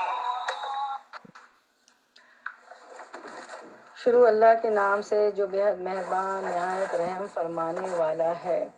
تو سورۃ الانعام جو ہے اس میں توحید کی دعوت دیتی ہے، اور جو ہے یہ مدنی صورت ہے۔ مکی صورتوں کا انداز مدنی سے مختلف ہوتا ہے، اور ہم دیکھتے ہیں کہ انعام کہتے ہیں چوپائے کو۔ اس صورت کے میں 3100 لفظ ہیں، اور جو ہے اس میں جو آیات جو ہیں اس کی 12,935 ہے، اور یہ جو ہے اس کو ہم دیکھتے ہیں کہ سورۃ الانعام سے سورۃ الانعام توحید کی دعوت دیتی ہے، سورۃ الانعام سے صورتوں کا دوسرا گروپ شروع ہوتا ہے۔ پہلے گروپ میں سورۃ الفاتحہ جو مکی ہے، اس کے بعد سورۃ البقرہ، سورۃ الانفال، سورۃ توبہ مدنی ہے، اس کے بعد آگے پھر مکی صورتیں ہوں گی، پھر مدنی ہوں گی۔ اس صورت میں توحید کا مضمون زیر بحث ہے، اور اس صورت کی 165 آیتوں میں سے تقریباً 49 آیت میں توحید کا ذکر آیا ہے، گویا تقریباً 30% صورت کا حصہ توحید پر مشتمل ہے۔ اس صورت کا نام جو ہے الانعام آیت 36 اور آیت 136 اور 138 سے ہے، جہاں اللہ تعالیٰ فرماتے ہیں وَجَعَلُوا لِلَّهِ مِمَّا ذَرَعَ مِنَ الْحَرْثِ وَالْأَنْعَامِ، اور دوسری جگہ فرمایا وَقَالُوا هَٰذِهِ أَنْعَامٌ وَحَرْثٌ حِجْرٌ، اہل مکہ سے خطاب ہے۔ انہوں نے مویشیوں میں غیر اللہ کے جانور کے نام سے شرک کیا ہوا تھا، اس لیے ان سے مخاطب ہے اللہ تعالیٰ. یہ صورت جو ہے یہ پورا ایک خطبہ ہے. صورت میں بیک وقت ایک ہی رات میں نازل ہوئی سوائے چند آیات کے. جب یہ صورت اتری تو 70,000 فرشتے ساتھ آئے تھے اس صورت کے. تو ہم شروع کرتے ہیں بسم اللہ الرحمن الرحیم. شروع اللہ کے نام سے جو بے حد مہربان نہایت رحم فرمانے والا ہے. آیت نمبر 1. تعریف اللہ کے لیے جس نے زمین اور آسمان بنائے، روشنیاں اور تاریکیاں پیدا کی. پھر بھی وہ لوگ جنہوں نے دعوت حق کو ماننے سے انکار کر دیا دوسروں کو اپنا ہمسر ٹھہرا رہے ہیں. آیت نمبر 2. وہی ہے جس نے تم کو مٹی سے پیدا کیا، پھر تمہارے لیے زندگی کی ایک مدت مقرر کر دی اور ایک دوسری مدت اور بھی جو اس کے ہاں طے شدہ، مگر تم لوگ ہو کہ شک میں پڑے ہوئے ہو. آیت نمبر 3. وہی ایک الہ آسمانوں میں بھی ہے اور زمین میں بھی، تمہارے کھلے اور چھپے سب حال جانتا ہے، اور جو برائی اور بھلائی تم کماتے ہو اس سے خوب واقف ہے.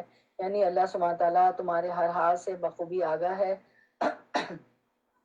اگر وہ آگاہ ہے تو ہمیں کیا کرنا چاہیے؟ نمبر 1، اللہ سے ڈرنا چاہیے اور چھپ کر بھی غلط کام نہیں کرنے چاہیے. نمبر 2، اگر ایسی کوئی غلطیاں ہو جائیں انجانے میں تو پھر اللہ سبحانہ تعالیٰ سے ہمیں دعا کرنی چاہیے.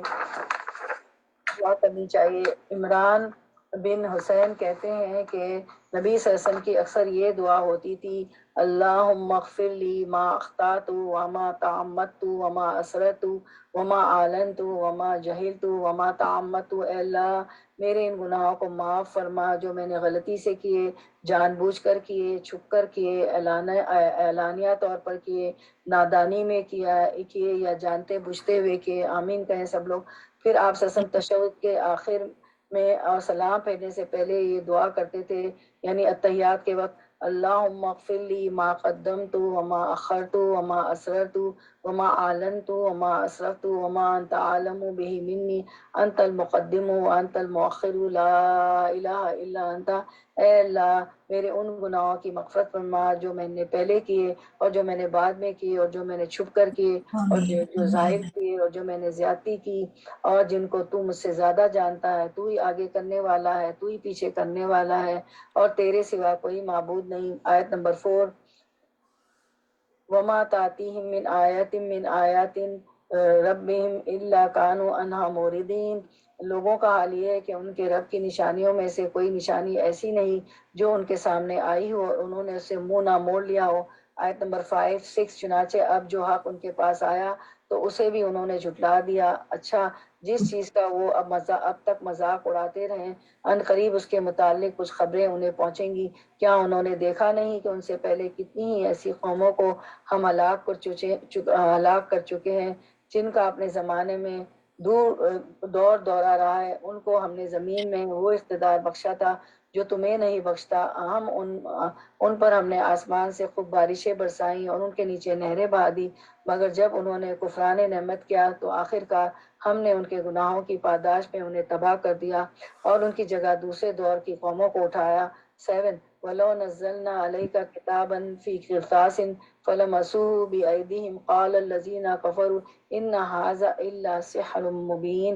اے پیغمبر صلی اللہ علیہ وسلم، ایک ہم تمہارے اوپر کئی کاغذ میں لکھی ہوئی کتاب اتار دیتے جیسا کہ اہل مکہ کا مطالبہ تھا نبی صلی اللہ علیہ وسلم سے، اور لوگ اسے اپنے ہاتھوں سے چھو کر بھی دیکھ لیتے، تب بھی جنہوں نے حق کا انکار کیا ہے وہ یہی کہتے ہیں کہ یہ صریح جادو ہے. آیت نمبر 8. اے کہتے ہیں اس نبی کو پر کوئی فرشتہ کیوں نہ اتارا گیا؟ اگر کہیں ہم نے فرشتہ اتار دیا ہوتا تو اب تک کبھی کا فیصلہ ہو چکا ہوتا، پھر انہیں کوئی مہلت نہ دی جاتی. اور اگر ہم فرشتوں کو اتارتے تب بھی اسے انسانی شکل ہی میں اتارتے اور اسی طرح انہیں اسی شبے میں مبتلا کر دیتے جس میں اب یہ مبتلا ہے.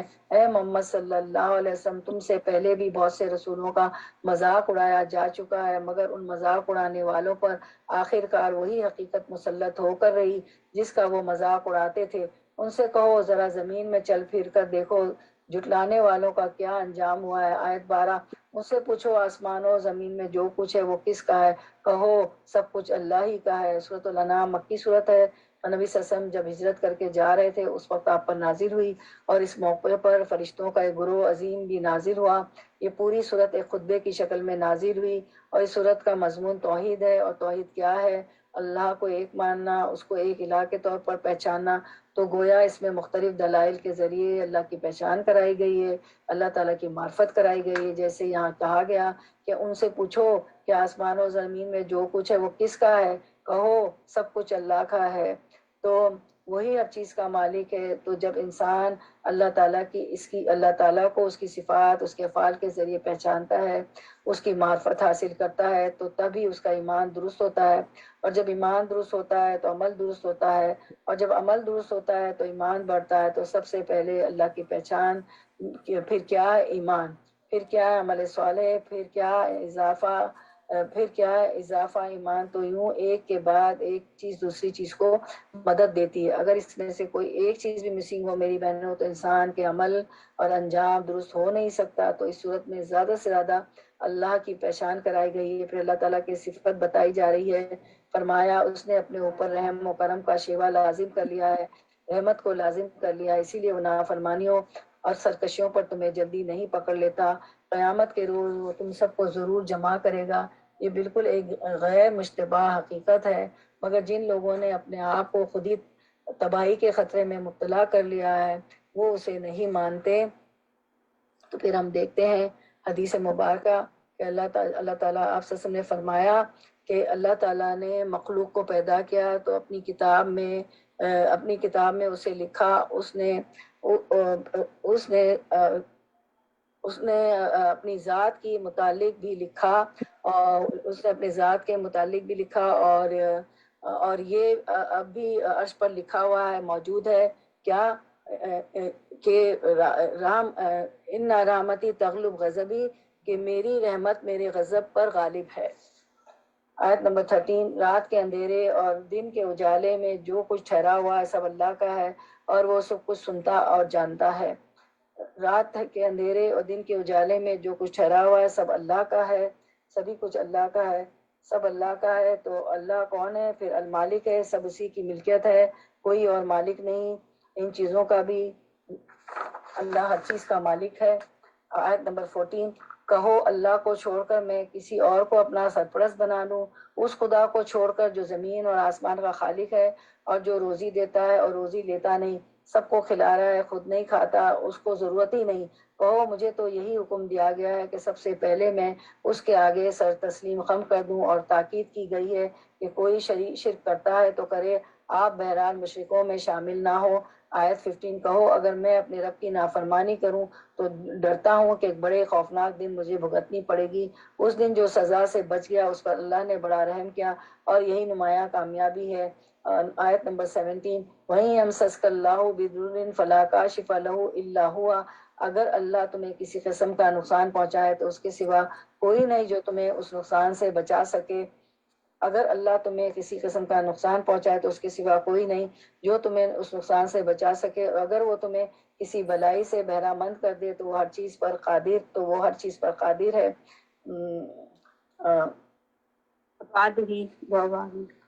اس کے بعد آیت نمبر 18، وہ اپنے بندوں پر کامل اختیار رکھتا ہے، اس کے باوجود یہ اس کی مہربانی ہے کہ اس میں سے ہمیں کچھ آزادی بھی دے رکھی ہے، ہم کچھ اپنی مرضیاں بھی کر لیں، وہ دانا اور وہ باخبر ہے۔ آیت نمبر 19، ان سے پوچھو کس کی گواہی سب سے بڑھ کر، کہو میرے اور تمہارے درمیان اللہ گواہ ہے، اور یہ قرآن میری طرف بذریعہ وحی بھیجا گیا ہے تاکہ تمہیں اور جس چیز کو یہ پہنچے سب کو متنبع کر دو۔ تو میری بہنوں یہ قرآن کس لیے آیا ہے؟ تاکہ سب کو آگاہ کر دیا جائے کہ زندگی کی حقیقت کیا ہے، موت کی حقیقت کیا ہے، اور موت کے بعد آنے والے حالات اور واقعات کی بھی حقیقت کیا ہے۔ کیا واقعی تم یہ شہادت دے سکتے ہو کہ اللہ کے ساتھ دوسرے الہ بھی ہیں؟ کہو میں تو اس کی شہادت ہرگز نہیں دیتا، میں تو اس کی گواہی ہرگز نہیں دیتا۔ کہو اللہ تو وہی ایک ہے، اور میں اس شرک سے قطعی بیزار ہوں جس میں تم مبتلا ہو، یعنی میں یہ شرک نہیں کر سکتا۔ کیوں؟ خالص توحید ہی انسان کو جنت میں لے جا سکتی ہے۔ ایسا انسان جنت کے جس دروازے سے چاہے داخل ہو جائے، جو اللہ کی عبادت اس طرح کرے کہ اس کے ساتھ کسی کو شریک نہ ٹھہرائے، نماز قائم کرے، زکوٰۃ ادا کرے، بات سنے اور مانے، تو اللہ تعالیٰ جنت کے 8 دروازے میں سے جس سے وہ چاہے گا اس کو داخل ہونے دے گا۔ اس کی چوائس پر ہے، کیونکہ اس میں داخل ہونا بھی ایک شان کی بات ہے۔ ہر دروازے کی ایک اپنی شان ہے، اور ہر ایک انسان کی ایک اپنی چوائس ہوتی ہے۔ تو جو دنیا میں اللہ کو راضی کرتے ہیں، خصوصاً شرک سے پرہیز کرتے ہیں، تو اللہ سبحانہ تعالیٰ قیامت کے دن ان کا اعزاز و اکرام فرمائے گا۔ آگے فرمایا، کہو اللہ تو وہی ایک ہے اور میں اس شرک سے قطعی بیزار ہوں جس میں تم مبتلا ہو۔ اللہ کی پہچان کا یہ حصہ ہے کہ ہم شرک سے بیزاری ظاہر کریں اور شرک کا انکار کریں کہ صرف اللہ کو ماننا کافی نہیں بلکہ اس کے ساتھ شرک کا انکار کرنا بھی ضروری ہے، اس کے ساتھ کسی کو بھی شریک نہ ٹھہرایا جائے۔ آیت 20، جن لوگوں کو ہم نے کتاب دی وہ اس بات کو اس طرح غیر مشتبہ طور پر پہچانتے ہیں جیسے ان کو اپنے بیٹوں کو پہچاننے میں کوئی شبہ پیش نہیں آتا، مگر جنہوں نے اپنے آپ کو خود خسارے میں ڈال دیا ہے وہ اسے نہیں مانتے۔ اور اس شخص سے بڑا ظالم کیا ہوگا جو اللہ پر جھوٹا بہتان لگائے یا اللہ کی نشانیوں کو جھٹلائے۔ یقیناً ایسے ظالم کبھی فلاح نہیں پا سکتے۔ جس روز ہم ان کو سب کو اکٹھا کریں گے اور مشرکوں سے پوچھیں گے کہ اب وہ تمہارے ٹھہرائے ہوئے شریک کہاں ہیں جنہیں تم اپنا خدا سمجھتے تھے، تو اس کے سوا کوئی فتنہ نہ اٹھا سکیں گے کہ یہ جھوٹا بیان دیں گے، ہمارے آقا تیری قسم ہم ہرگز مشرک نہ تھے۔ دیکھو اس وقت یہ کس طرح اپنے آپ پر جھوٹ گھڑیں گے اور وہاں ان کے سارے بناوٹی معبود گم ہو جائیں گے۔ ان میں سے بعض لوگ ایسے ہیں جو کان لگا کر تمہاری بات سنتے ہیں، مگر حال یہ کہ ہم نے ان کے دلوں پر پردے ڈال رکھے ہیں کہ جن کی وجہ سے وہ اس کو کچھ نہیں سمجھتے، اور ان کے کانوں میں گرانی ڈال دی ہے کہ سب کچھ سننے پر بھی کچھ نہیں سنتے۔ وہ خواہ کوئی نشانی دیکھ لیں اس پر ایمان لا کر نہ دیں گے۔ حد یہ کہ جب وہ تمہارے پاس آ کر تم سے جھگڑتے ہیں تو ان میں سے جن لوگوں نے انکار کا فیصلہ کر لیا ہے وہ ساری باتیں سننے کے بعد یہی کہتے ہیں کہ یہ ایک داستان پارینہ کے سوا کچھ نہیں۔ وہ اس امر حق کو قبول کرنے سے لوگوں کو روکتے ہیں اور خود بھی اس سے دور بھاگتے ہیں۔ وہ سمجھتے ہیں کہ سرکت سے وہ تمہارا کچھ بگاڑ رہے ہیں، حالانکہ وہ خود ہی اپنی تباہی کا سامان کر رہے ہیں، مگر انہیں اس کا شعور نہیں۔ کاش تم اس وقت کی حالت دیکھ سکتے جب وہ دوزخ کے کنارے کھڑے کیے جائیں گے۔ اس وقت وہ کہیں گے کہ کاش کوئی صورت ایسی ہو کہ ہم دنیا میں واپس بھیجے جائیں اور اپنے رب کی نشانیوں کو نہ جھٹلائیں اور ایمان لانے والوں میں شامل ہوں۔ آیت 28، در حقیقت یہ بات وہ اس وجہ سے کہیں گے جس حقیقت پر انہوں نے پردہ ڈال رکھا تھا، اس وقت وہ بے نقاب ہو کر ان کے سامنے آ چکی ہوگی، یعنی ان کی غلطیاں سب سامنے آ جائیں گی۔ ورنہ اگر انہیں سابق زندگی کی طرف واپس بھیجا جائے تو پھر وہی سب کچھ کریں جس سے انہیں منع کیا گیا تھا۔ استغفر اللہ، وہ تو ہیں ہی جھوٹے، اس لیے اپنی اس خواہش کے اظہار میں بھی جھوٹ ہی سے کام لیں گے۔ آیت 29، آج یہ لوگ کہتے ہیں کہ زندگی جو کچھ بھی ہے بس یہی دنیا کی زندگی ہے اور ہم مرنے کے بعد ہرگز دوبارہ اٹھایا نہ جائیں گے۔ عقیدہ توحید کے علاوہ اس صورت میں جس عقیدے کی اصلاح کی گئی ہے وہ عقیدہ آخرت ہے کہ جو لوگ اللہ کو نہیں مانتے تھے یا اللہ کو مانتے تو تھے، ایک نہیں مانتے تھے، وہ آخرت کا بھی انکار کرتے تھے۔ تو یہاں پر یہ بتایا دیا گیا نمبر 30، کاش تم وہ منظر دیکھ سکو جب یہ اپنے رب کے سامنے کھڑے کیے جائیں گے، یعنی آج نہیں مان رہے لیکن کل ان کو اس کا علم ہو جائے گا، اس وقت ان کو ماننا فائدہ نہ دے گا۔ اس وقت ان کا رب ان سے پوچھے گا کیا یہ حقیقت نہیں؟ یہ کہیں گے کہ ہاں اے ہمارے رب یہ حقیقت ہی ہے۔ وہ فرمائے گا اچھا تو اب اپنے انکار حقیقت کی پاداش میں عذاب کا مزہ چکھو۔ قد خسر الذین کذبوا بلقاء اللہ حتی اذا جاءتهم الساعة بغتة قالوا یا حسرتنا علی ما فرطنا بها وهم يحملون اوزارهم علی ظہورهم الا ساء ما یزرون۔ نقصان میں پڑ گئے وہ لوگ جنہوں نے اللہ سے اپنی ملاقات کی اطلاع کو جھوٹ قرار دیا، یعنی جو لوگ آخرت کو نہیں مانتے ان کا انجام وہ شدید نقصان سے دوچار ہونے والے۔ جب اچانک وہ گھڑی آ جائے گی، یعنی موت ہی آ جائے گی، اس کے بعد قیامت کے دن کھڑے کیے جائیں گے، تو یہی لوگ کہیں گے کہ افسوس ہم اس معاملے میں کیسی کوتاہی ہوئی۔ ان کا حال یہ ہوگا کہ اپنے پیٹوں پر اپنے گناہوں کا بوجھ لادے ہوئے ہوں گے۔ دیکھو کیسا برا بوجھ ہے جو یہ اٹھا رہے ہیں، کس قدر شرمندگی کی بات ہوگی کہ انسان کے سارے گناہ اس کے کندھے پر لدے ہوئے اس کے رب کے سامنے اور بندوں کے سامنے ہوں گے اور وہ ان میں سے کچھ بھی چھپا نہ سکے گا۔ تو دنیا میں تو کوئی بھی ایسی چیز جو ہم کو پسند نہیں ہوتی اس کو ہم لوگوں کے سامنے نہیں کرتے اور جو ہے کور کرتے ہیں، چھپا دیتے ہیں، اریز کر دیتے ہیں، ڈیلیٹ کر دیتے ہیں، لیکن وہاں پر کوئی آپشن ڈیلیٹ کرنے کا نہیں ہوگا اور آپ اپنے اعمال کو ضائع کر دیں۔ دیکھو کیسا برا بوجھ ہے جو یہ اٹھا رہے ہیں۔ نمبر 32، وَمَا الْحَيَاةُ الدُّنْيَا إِلَّا لَعِبٌ وَلَهْوٌ وَلَدَارُ الْآخِرَةُ خَيْرٌ لِلَّذِينَ يَتَّقُونَ أَفَلَا تَعْقِلُونَ۔ دنیا کی زندگی تو کھیل اور تماشا ہے، حقیقت میں آخرتی کا مقام ان لوگوں کے لیے بہتر ہے جو ضیاءکاری سے بچنا چاہتے ہیں۔ پھر کیا تم لوگ عقل سے کام نہ لوگے؟ یعنی دنیا کی زندگی کیا ہے، ایک دھوکہ ہے، یعنی ظاہری ڈسیپشن ہے، یعنی اس کی جو اپیرنس ہے اس سے ہم دھوکہ کھائے ہوئے ہیں، حالانکہ حقیقت یہ ہے کہ کوئی بھی چیز جس طرح ہمیں نظر آتی ہے ویسی وہ ہے نہیں۔ تم سب کو اس سے اچھی طرح باخبر ہونا چاہیے اور اس کی حقیقت جاننے کے لیے دعا کرنی چاہیے کہ اللہ تعالیٰ ہم پر حقیقت ظاہر کر دے، جو چیز جیسی ہے ہمیں ویسی نظر آیا کرے، ہم کسی بھول میں مبتلا نہ ہوں۔ 33 اے محمد صلی اللہ علیہ وسلم، ہمیں معلوم ہے کہ جو باتیں یہ لوگ بناتے ہیں ان سے تمہیں رنج ہوتا ہے۔ کتنی فطری سی بات ہے، جب لوگ جھوٹے الزام لگائیں یا ایمان لا کر نہ دے تو اس وقت ایک تکلیف ہوتی ہے، لیکن یہ لوگ تمہیں نہیں جھٹلاتے بلکہ دراصل یہ ظالم دراصل اللہ کی آیات کا انکار کر رہے ہیں۔ 34 تم سے پہلے بھی بہت سے رسول جھٹلائے جا چکے ہیں، مگر اس کی تکذیب پر، ان اذیتوں پر جو انہیں پہنچائی گئی انہوں نے صبر کیا، یہاں تک کہ انہیں ہماری مدد پہنچ گئی۔ اللہ کی باتوں کو بدلنے کی طاقت کسی میں نہیں ہے، اور پچھلے رسولوں کے ساتھ جو کچھ پیش آیا اس کی خبریں تمہیں پہنچ ہی چکی ہیں۔ 35 تاہم اگر ان لوگوں کی بے رخی تم سے برداشت نہیں ہوتی تو اگر تم میں کچھ زور ہے تو زمین میں کوئی سرنگ ڈھونڈو یا آسمان میں سیڑھی لگاؤ اور ان کے پاس کوئی نشانی لانے کی کوشش کرو، اگر اللہ چاہتا تو ان سب کو ہدایت پر جمع کر سکتا تھا۔ یعنی لوگ آپ کی حفاظت کرتے ہیں اور لوگ آپ کی مخالفت کرتے ہیں اور آپ سے معجزات طلب کرتے ہیں۔ نبی صلی اللہ علیہ وسلم امید رکھتے تھے کہ اللہ تعالیٰ انہیں معجزات سے نوازے، لیکن کیا ہوا، بعض اوقات نوازے بھی گئے لیکن کفار کی ہر بات نہیں مانی گئی۔ ایسی صورت میں نبی صلی اللہ علیہ وسلم کو بتایا جا رہا ہے کہ صرف معجزوں کے زور پر ان سے حق نہیں منوانا ہے، بلکہ حق کو حق کے طور پر پہچان کر حق کو مانیں۔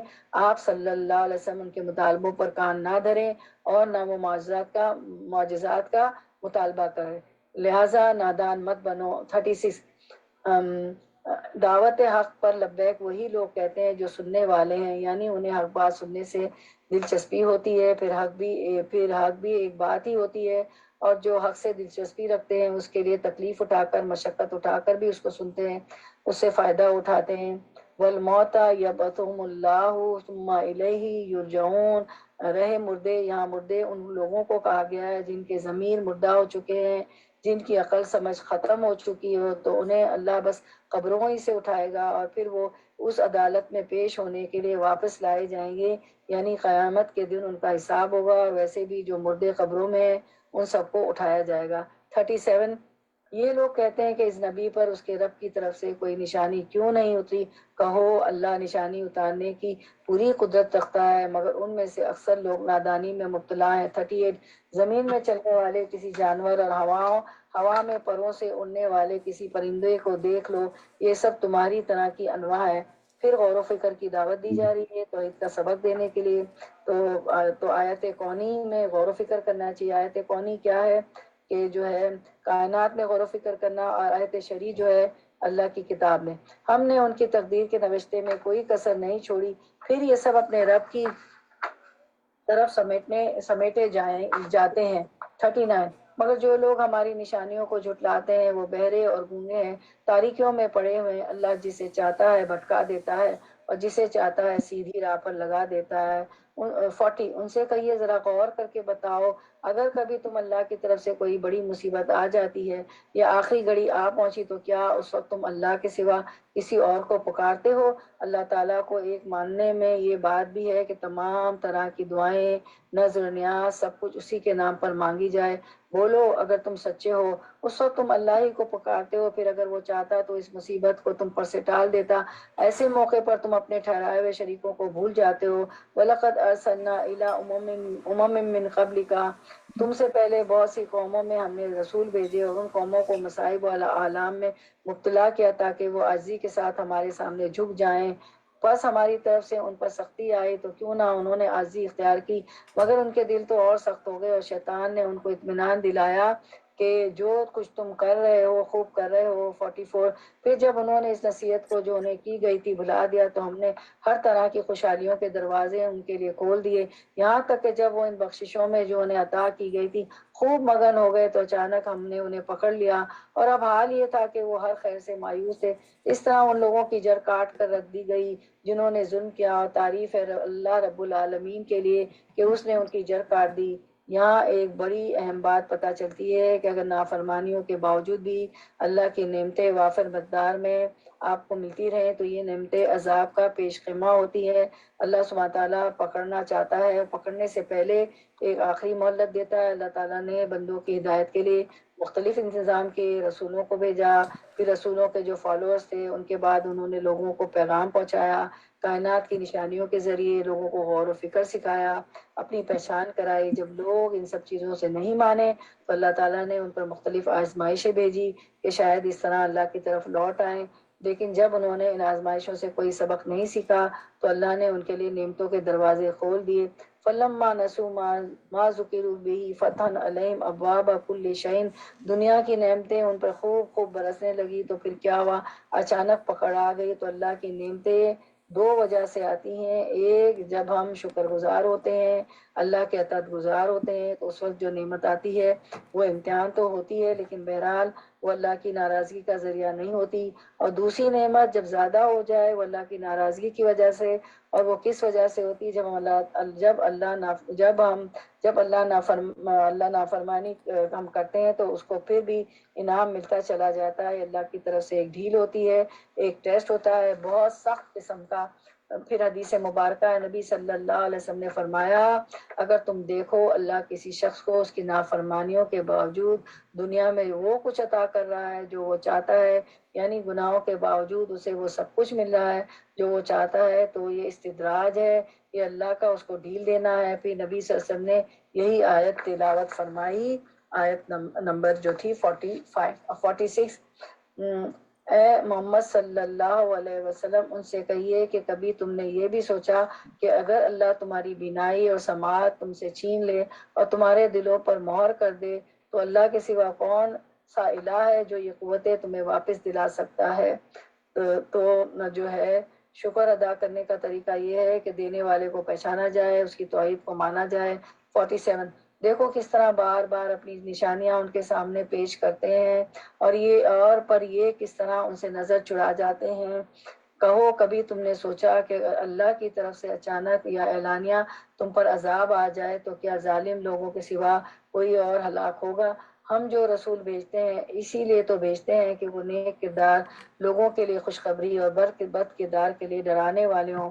پھر جو لوگ ان کی بات مان لیں اور اپنے طرز عمل کی اصلاح کر لیں ان کے لیے کسی رنج اور خوف کا موقع نہیں، اور ہماری آیات کو جھٹلائیں وہ اپنی نافرمانیوں کی پاداش میں سزا بھگت کر رہیں گے، اور جو ہماری آیات کو جھٹلائیں وہ اپنی نافرمانیوں کی پاداش میں سزا بھگت کر رہیں گے۔ نمبر 50، قل لا اقول لكم عندي خزائن الله ولا اعلم الغیب ولا اقول لكم انی ملک۔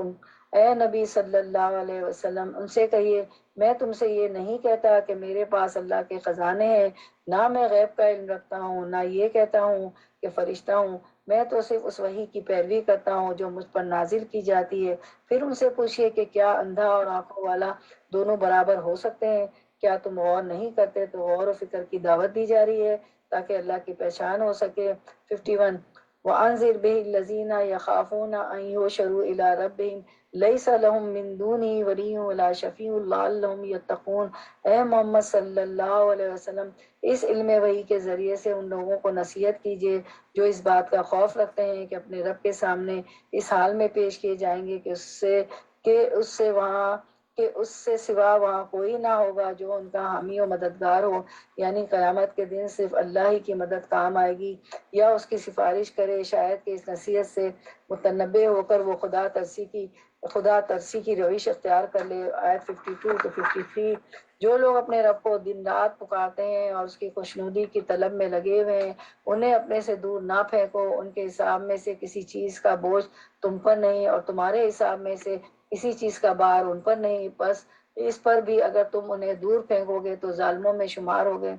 دراصل ہم نے اس طرح ان لوگوں میں سے بعض کو بعض کے ذریعے آزمائش میں ڈالا ہے تاکہ انہیں دیکھ کر کہیں یہ ہیں وہ لوگ جن پر ہمارے درمیان اللہ کا فضل و کرم ہوا ہے، ہاں کیا اللہ اپنے شکر گزار بندوں کو ان سے زیادہ نہیں جانتا۔ 54، جب تمہارے پاس وہ لوگ آئیں جو ہماری آیات پر ایمان لاتے ہیں تو ان سے کہیے کہ تم پر سلامتی ہے، تمہارے رب نے رحم و کرم کا شیوا اپنے اوپر لازم کر لیا ہے، یہ اس کا رحم و کرم ہی ہے کہ اگر تم میں سے کوئی نادانی کے ساتھ کسی برائی کا ارتکاب کر بیٹھا ہو پھر اس کے بعد توبہ کرے اور اصلاح کرے تو وہ اسے معاف کر دیتا ہے اور نرمی سے کام لیتا ہے۔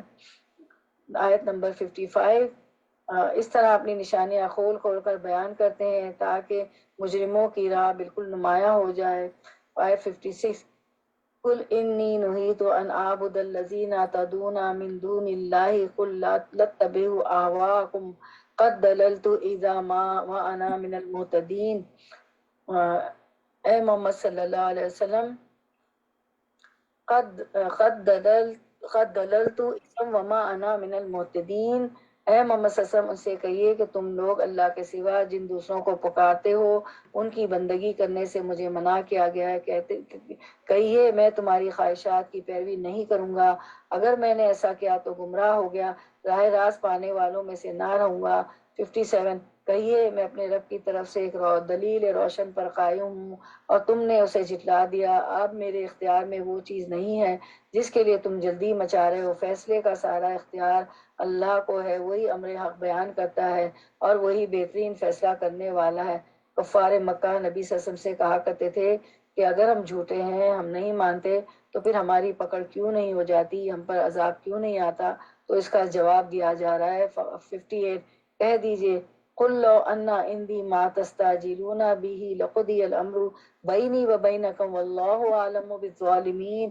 کہیے اگر کہیں وہ چیز میرے اختیار میں ہوتی جس کی تم جلدی مچا رہے ہو تو میرے اور تمہارے درمیان کبھی کا فیصلہ ہو چکا ہوتا، مگر اللہ زیادہ بہتر جانتا ہے کہ ظالموں کے ساتھ کیا معاملہ کیا جانا چاہیے۔ 59 اسی کے پاس ہے غیب کی کنجیاں جنہیں اس کے سوا کوئی نہیں جانتا۔ وَعِندُهُ مَفَاتِحُ الْغَيْبِ لَا يَعْلَمُهَا إِلَّا هُوَ، تو پھر اصل طاقت اللہ کے پاس ہے، وہ اپنے علم کی وجہ سے پاورفل ہے۔ بحر و بر میں جو کچھ ہے وہ سب سے واقف ہے۔ زمین درخت سے گرنے والا کوئی پتا ایسا نہیں جس کا اسے علم نہ ہو، زمین کے تاریک پردوں میں کوئی ایسا دانہ نہیں جس سے وہ باخبر نہ ہو، چھوٹا سا دانہ بھی، رائے کا دانہ بھی اگر آپ زمین میں ڈالتے ہیں تو اس کو پتا ہوتا ہے وہ کتنی تہوں کے نیچے ہے۔ خشک ہوتا سب کچھ ایک کھلی کتاب میں لکھا ہوا ہے۔ اس سے پتہ چلتا ہے کہ اللہ کی کس صفت کا یہاں پہ خیال بتایا جا رہا ہے، العلیم ہونے کا۔ 60 وہی تو ہے جو رات کو تمہاری روحیں قبض کرتا ہے اور دن میں جو کچھ تم کرتے ہو اسے جانتا ہے، پھر دوسرے روز تو تمہیں اسی کاروبار کے عالم میں واپس بھیج دیتا ہے تاکہ زندگی کی مقرر مدت پوری ہو، آخر کار اسی کی طرف تمہاری واپسی ہے، پھر وہ تمہیں بتا دے گا کہ تم کیا کرتے رہے ہو۔ 61 وَهُوَ الْقَاهِرُ فَوْقَ عِبَادِهِ وَيُرْسِلُ عَلَيْكُمْ حَفَظَةً حَتَّى إِذَا جَاءَ أَحَدَكُمُ الْمَوْتُ تَوَفَّتْهُ رُسُلُنَا وَهُمْ لَا يُفَرِّطُونَ وَهُوَ الْقَاهِرُ فَوْقَ عِبَادِهِ، کہ وہ تو اللہ تعالیٰ جو ہے بندوں پر، اپنے بندوں پر پوری قدرت رکھتا ہے۔ تو یہاں ہم دیکھتے ہیں ایک حدیث مبارکہ ہے، رسول اللہ صلی اللہ علیہ وسلم نے فرمایا ایک شخص 2 چادریں پہن کر اکڑ کر چل رہا تھا اور اپنی جی میں اترا رہا تھا کہ میں تو بہت اچھا لگ رہا ہوں، اللہ تعالیٰ نے اسے زمین میں دھسا دیا اور اب وہ قیامت کے دن تک زمین میں دھستا چلا جا رہا ہے۔ تو کس کی طاقت سامنے آئی؟ اللہ سبحانہ تعالیٰ کی۔ پھر یہ کہ وہ ظالم اور جابر پر بھی قہر والا ہے، یعنی تکبر کرنے والے کو بھی پکڑ لیتا ہے، ظلم کرنے والے کو بھی پکڑ سکتا ہے، جبر کرنے والے کو بھی پکڑ سکتا ہے۔ ایک اور حدیث مبارکہ حضرت ابو ہریرہ رضی اللہ عنہ کہتے ہیں کہ ابو جہل نے کہا کیا میں محمد تمہارے سامنے اپنا چہرہ زمین پر رکھتے ہیں؟ ابو جہل نے کہا کہ کیا محمد تمہارے سامنے اپنا چہرہ زمین پر رکھتے ہیں یعنی نماز پڑھتے ہیں؟ اسے کہا گیا ہاں ایسا کرتے ہیں۔ تو کہنے لگا لات و عزیٰ کی قسم اگر میں نے ایسا کرتا محمد صلی اللہ علیہ وسلم محمد کو دیکھ لیا صلی اللہ علیہ وسلم تو میں ان کی گردن رون دوں گا یا ان کا چہرہ مٹی میں ملا دوں گا، استغفر اللہ۔ پس وہ رسول صلی اللہ علیہ وسلم کے پاس آیا، آپ صلی اللہ علیہ وسلم نماز ادا کر رہے تھے اس ارادے سے کہ وہ اپنی گردن کو رون دے، جب وہ آپ کے قریب آیا تو اچانک اپنی ایڑیوں پر واپس آ گیا، یعنی قریب آ کے پچھلے قدموں واپس لوٹا اور اپنے دونوں ہاتھوں سے کسی چیز سے بچ رہا تھا۔ پوچھا گیا تجھے کیا ہوا؟ اس نے کہا میرے اور ان کے درمیان آگ کی خندق تھی اور بازو تھے۔ رسول اللہ صلی اللہ علیہ وسلم نے فرمایا اگر وہ قریب ہوتا تو فرشتہ اس کا ایک ایک عضو نوچ ڈالتے۔ تو اس سے پتہ چلتا ہے کہ اللہ سبحانہ تعالیٰ دین کے دشمنوں کو، اپنے دشمنوں کو اگرچہ آزادی دیے ہوئے لیکن ایک حد تک، اور اس کے آگے اللہ ہی کا کنٹرول ہے۔ القاہر وہ ہوتا ہے جس کا مکمل کنٹرول ہو، اس لیے کبھی بھی انسان کو ظلم نہیں کرنا چاہیے۔ کبھی بھی اپنے آپ کو جو ہے مادر پدر آزاد نہیں سمجھنا چاہیے. وَهُوَ الْقَاهِرُ فَوْقَ عِبَادِهِ، اور وہ اپنے بندوں پر پوری قدرت رکھتا ہے. وَيُرْسِلُ عَلَيْكُمْ حَفَظَةً، اور تم پر نگہبان بھیجتا ہے. حفظتاً کون؟ کرامن کاتبین، جو صبح سے شام اور شام سے صبح تک اعمال کو لکھتے رہتے ہیں. حَتَّى إِذَا جَاءَ أَحَدَكُمُ الْمَوْتُ تَوَفَّتْهُ رُسُلُنَا، یہاں تک کہ جب تم میں سے کسی کی موت کا وقت آتا ہے تو ہمارے بھیجے ہوئے اسے فوت کر لیتے ہیں، اور وہ کچھ بھی کمی نہیں کرتے. جیسا حکم ملتا ہے ویسے ہی کرتے ہیں. فرشتے پوری پوری جان نکال کر لے جاتے ہیں، اور انسانوں کے غلبے اور خیر سے باہر ہوتے ہیں. وہ بیٹھے ہوتے ہیں، اپنا کام کر رہے ہوتے ہیں، گھنٹوں بیٹھے ہوتے ہیں، لیکن تم میں سے کوئی انہیں نہیں دیکھ سکتا اور نہ کسی کو ان سے چھڑا سکتا ہے. یہاں تک کہ جب تم میں سے کسی کی موت کا وقت آ جاتا ہے تو اس کے بھیجے ہوئے فرشتے اس کی جان نکال لیتے ہیں، اور ہم اپنا فرض انجام دینے میں ذرا کوتاہی نہیں کرتے ہیں. اچھا، ہمارا اس پہ ٹاپک گزرا ہے، یوٹیوب پہ آپ دیکھ سکتی ہیں. موت کے بعد آیت 62، سب کے سب اپنے حقیقی آقا کی طرف واپس لائے جاتے ہیں. خبردار رہو، فیصلے کے سارے اختیارات اسی کو حاصل ہیں، اور وہ حساب لینے میں بہت تیز ہے. آیت 63، اے محمد صلی اللہ علیہ وسلم، ان سے پوچھئے صحرا اور سمندروں کی تاریکیوں میں کون تمہیں خطرات سے بچاتا ہے؟ پھر اللہ کی معرفت کی بات ہے. کون ہے جس سے تم مصیبت کے وقت گڑ گڑا کر اور چپکے چپکے دعائیں مانگتے ہو؟ کس سے کہتے ہو کہ اگر اس بلا سے تو نے ہم کو بچا لیا تو ہم ضرور شکر گزار ہوں گے؟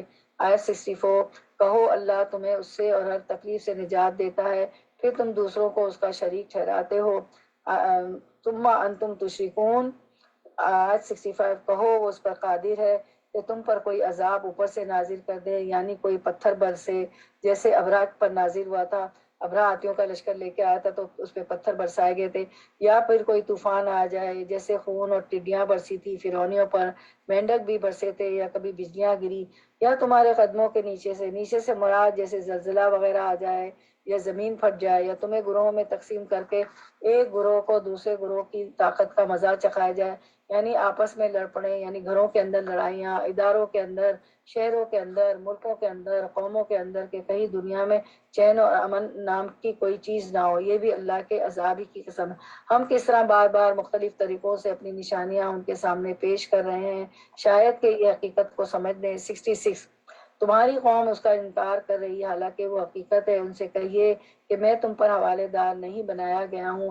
آیت 67، ہر خبر کے ظہور میں آنے کا ایک وقت مقرر ہے، ان قریب تم کو خود معلوم ہو جائے گا.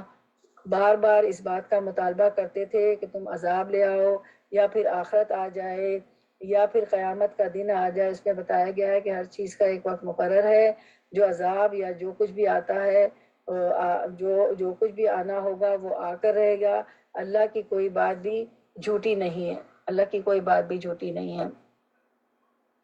اس کے بعد ہم دیکھتے ہیں آیت نمبر 68، اے محمد صلی اللہ علیہ وسلم، جب آپ دیکھیں کہ لوگ ہماری آیات پر نکتہ چینیاں کر رہے ہیں تو ان کے پاس سے ہٹ جائیں، یہاں تک کہ وہ اس گفتگو کو چھوڑ کر دوسری باتوں میں لگ جائیں.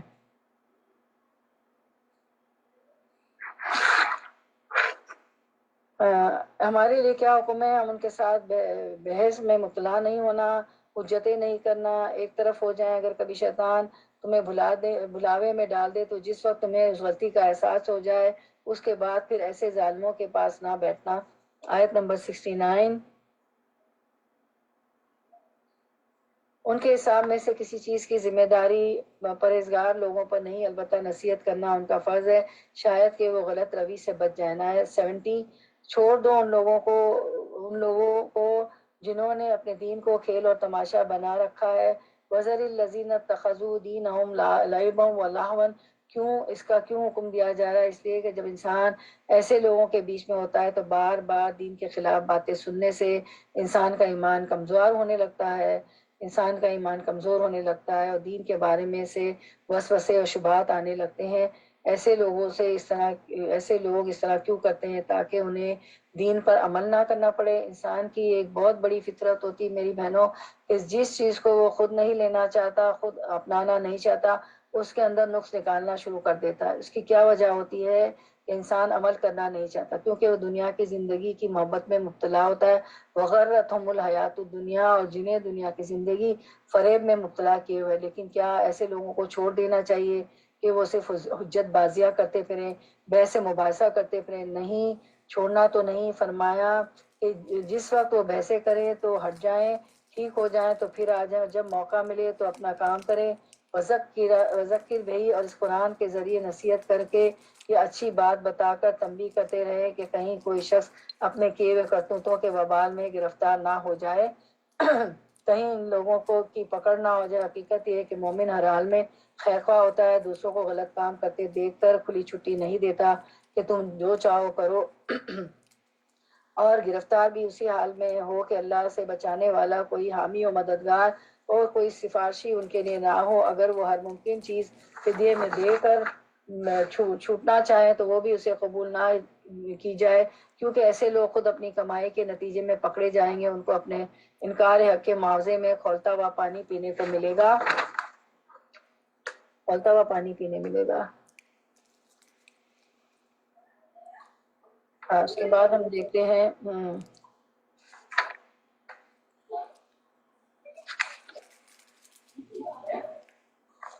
اچھا، اب آیت نمبر ہماری کون سی ہے؟ ان کو کھولتا ہوا پانی پینے کو ملے گا.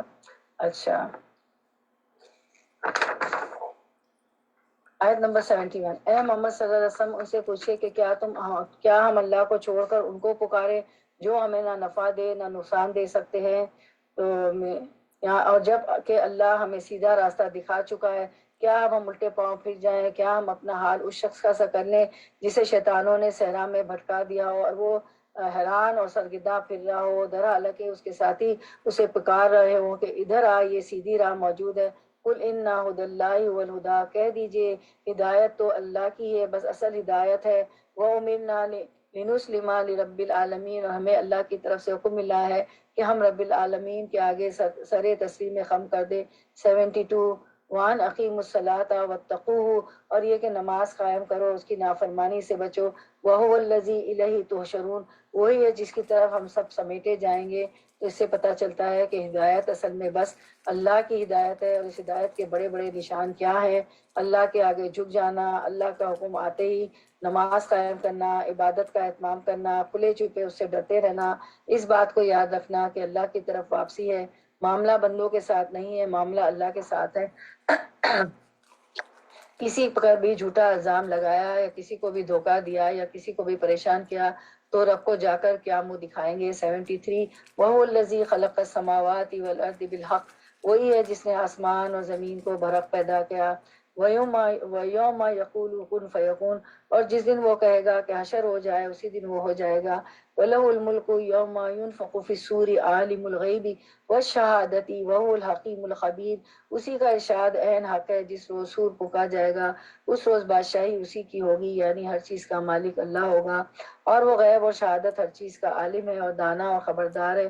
74. وَإِذْ قَالَ إِبْرَاهِيمُ لِأَبِيهِ آزَرَ أَتَتَّخِذُ أَصْنَامًا آلِهَةً، یہاں سے سیدنا ابراہیم علیہ السلام کا بیان ہوگا جو توحید کا سمبل تھے. سورۃ الانعام توحید کی دعوت دیتی ہے، اللہ کی معرفت کی طرف بلاتی ہے، اور سیدنا ابراہیم علیہ السلام نے کس طرح کائنات میں غور و فکر کیا اور کس طرح اللہ کو پہچانا اور کس طرح وہ اللہ ہی کے ہو کر رہے.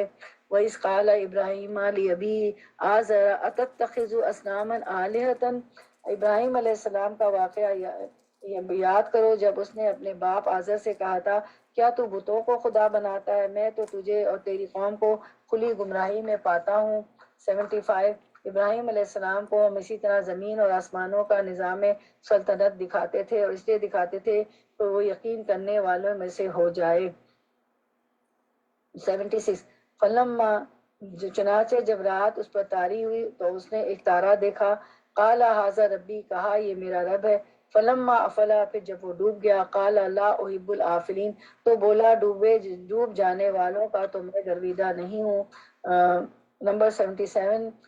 پھر جب چاند چمکتا نظر آیا تو کہا یہ ہے میرا رب. فلما افلا، پھر جب وہ ڈوب گیا، قال لئن لم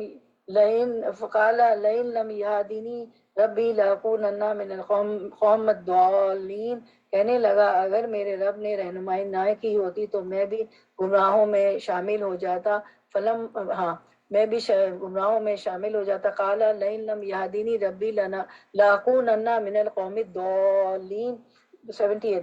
پھر جب سورج کو دیکھا تو کہا یہ ہے میرا رب، یہ سب سے بڑا ہے، لیکن جب وہ بھی ڈوب گیا تو ابراہیم علیہ السلام پکار اٹھا، اے برادران قوم، میں ان سے بیزار ہوں جنہیں تم اللہ کا شریک ٹھہراتے ہو۔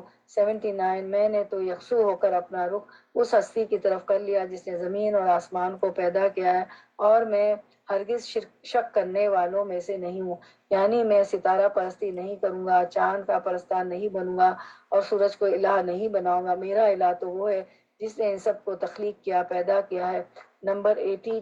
اس کی قوم اس سے جھگڑنے لگی تو اس نے قوم سے کہا کیا تم لوگ اللہ کے معاملے میں مجھ سے جھگڑتے ہو، حالانکہ اس نے مجھے راہ راز دکھا دی ہے اور میں تمہارے ٹھہرائے ہوئے شریکوں سے نہیں ڈرتا۔ ہاں اگر میرا رب اگر کچھ چاہے تو وہ ضرور ہو سکتا ہے، میرے رب کا علم ہر چیز پر چھایا ہوا ہے، پھر کیا تم ہوش میں نہ آؤ گے؟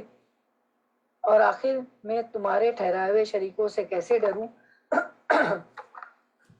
جبکہ تم اللہ کے ساتھ ان چیزوں کو خدائی میں شریک بناتے ہو؟ نہیں ڈرتے جبکہ تم اللہ کے ساتھ ان چیزوں کو خدائی میں شریک بناتے ہوئے نہیں ڈرتے جن کے لیے اس نے تم پر کوئی سند نازل نہیں کی۔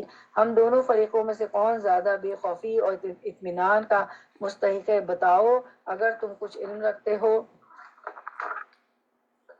حقیقت میں تو امن انہی کے لیے ہے اور راہ راست پر وہی ہیں جو ایمان لائے اور جنہوں نے اپنے ایمان کو ظلم کے ساتھ آلودہ نہیں کیا، یعنی شرک نہیں کیا۔ آیت 83۔ وَتِلْكَ حُجَّتُنَا آتَيْنَاهُ إِبْرَاهِيمَ عَلَىٰ قَوْمِهِ، پھر ہم نے یہ تھی ہماری وہ حجت جو ہم نے ابراہیم علیہ السلام کو اس کی قوم کے مقابلے میں عطا کی، ہم جسے چاہتے ہیں بلند مرتبے عطا کرتے ہیں۔ حق یہ ہے کہ تمہارا رب نہایت دانا اور علیم ہے۔ 84۔ پھر ہم نے ابراہیم علیہ السلام کو اسحاق اور یعقوب علیہ السلام جیسی اولاد دی اور ہر ایک کو راہ راست دکھائی، وہی راہ راست جو اس سے پہلے نوح علیہ السلام کو دکھائی تھی، اور اسی کی نسل سے ہم نے داؤد، سلیمان، ایوب، موسیٰ اور ہارون علیہ السلام کو ہدایت بخشی، اور اس طرح ہم نیکوکاروں کو ان کی نیکی کا بدلہ دیتے ہیں۔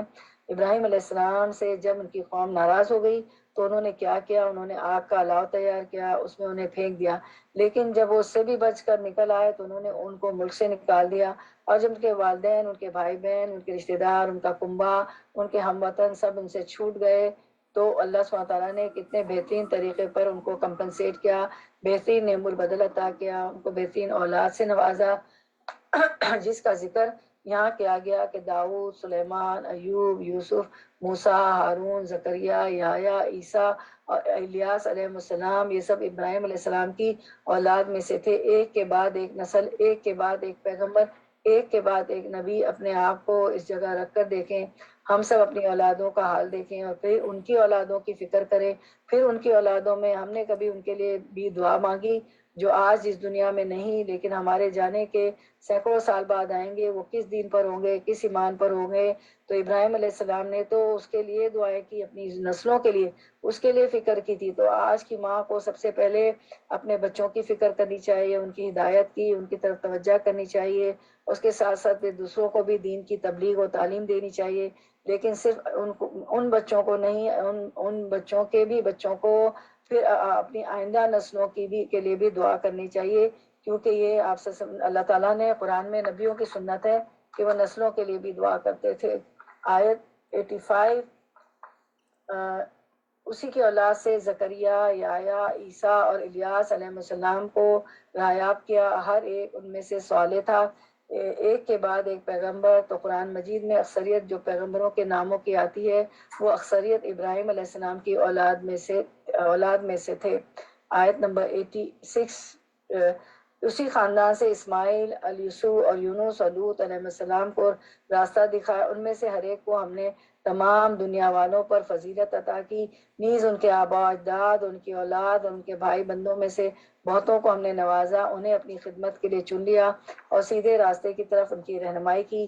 یہ اللہ کی ہدایت ہے جس کے ساتھ وہ اپنے بندوں میں سے جس کی چاہتا ہے رہنمائی کرتا ہے۔ لیکن اگر کہیں ان لوگوں نے شرک کیا ہوتا تو ان سب کا کیا کرایا غارت ہو جاتا۔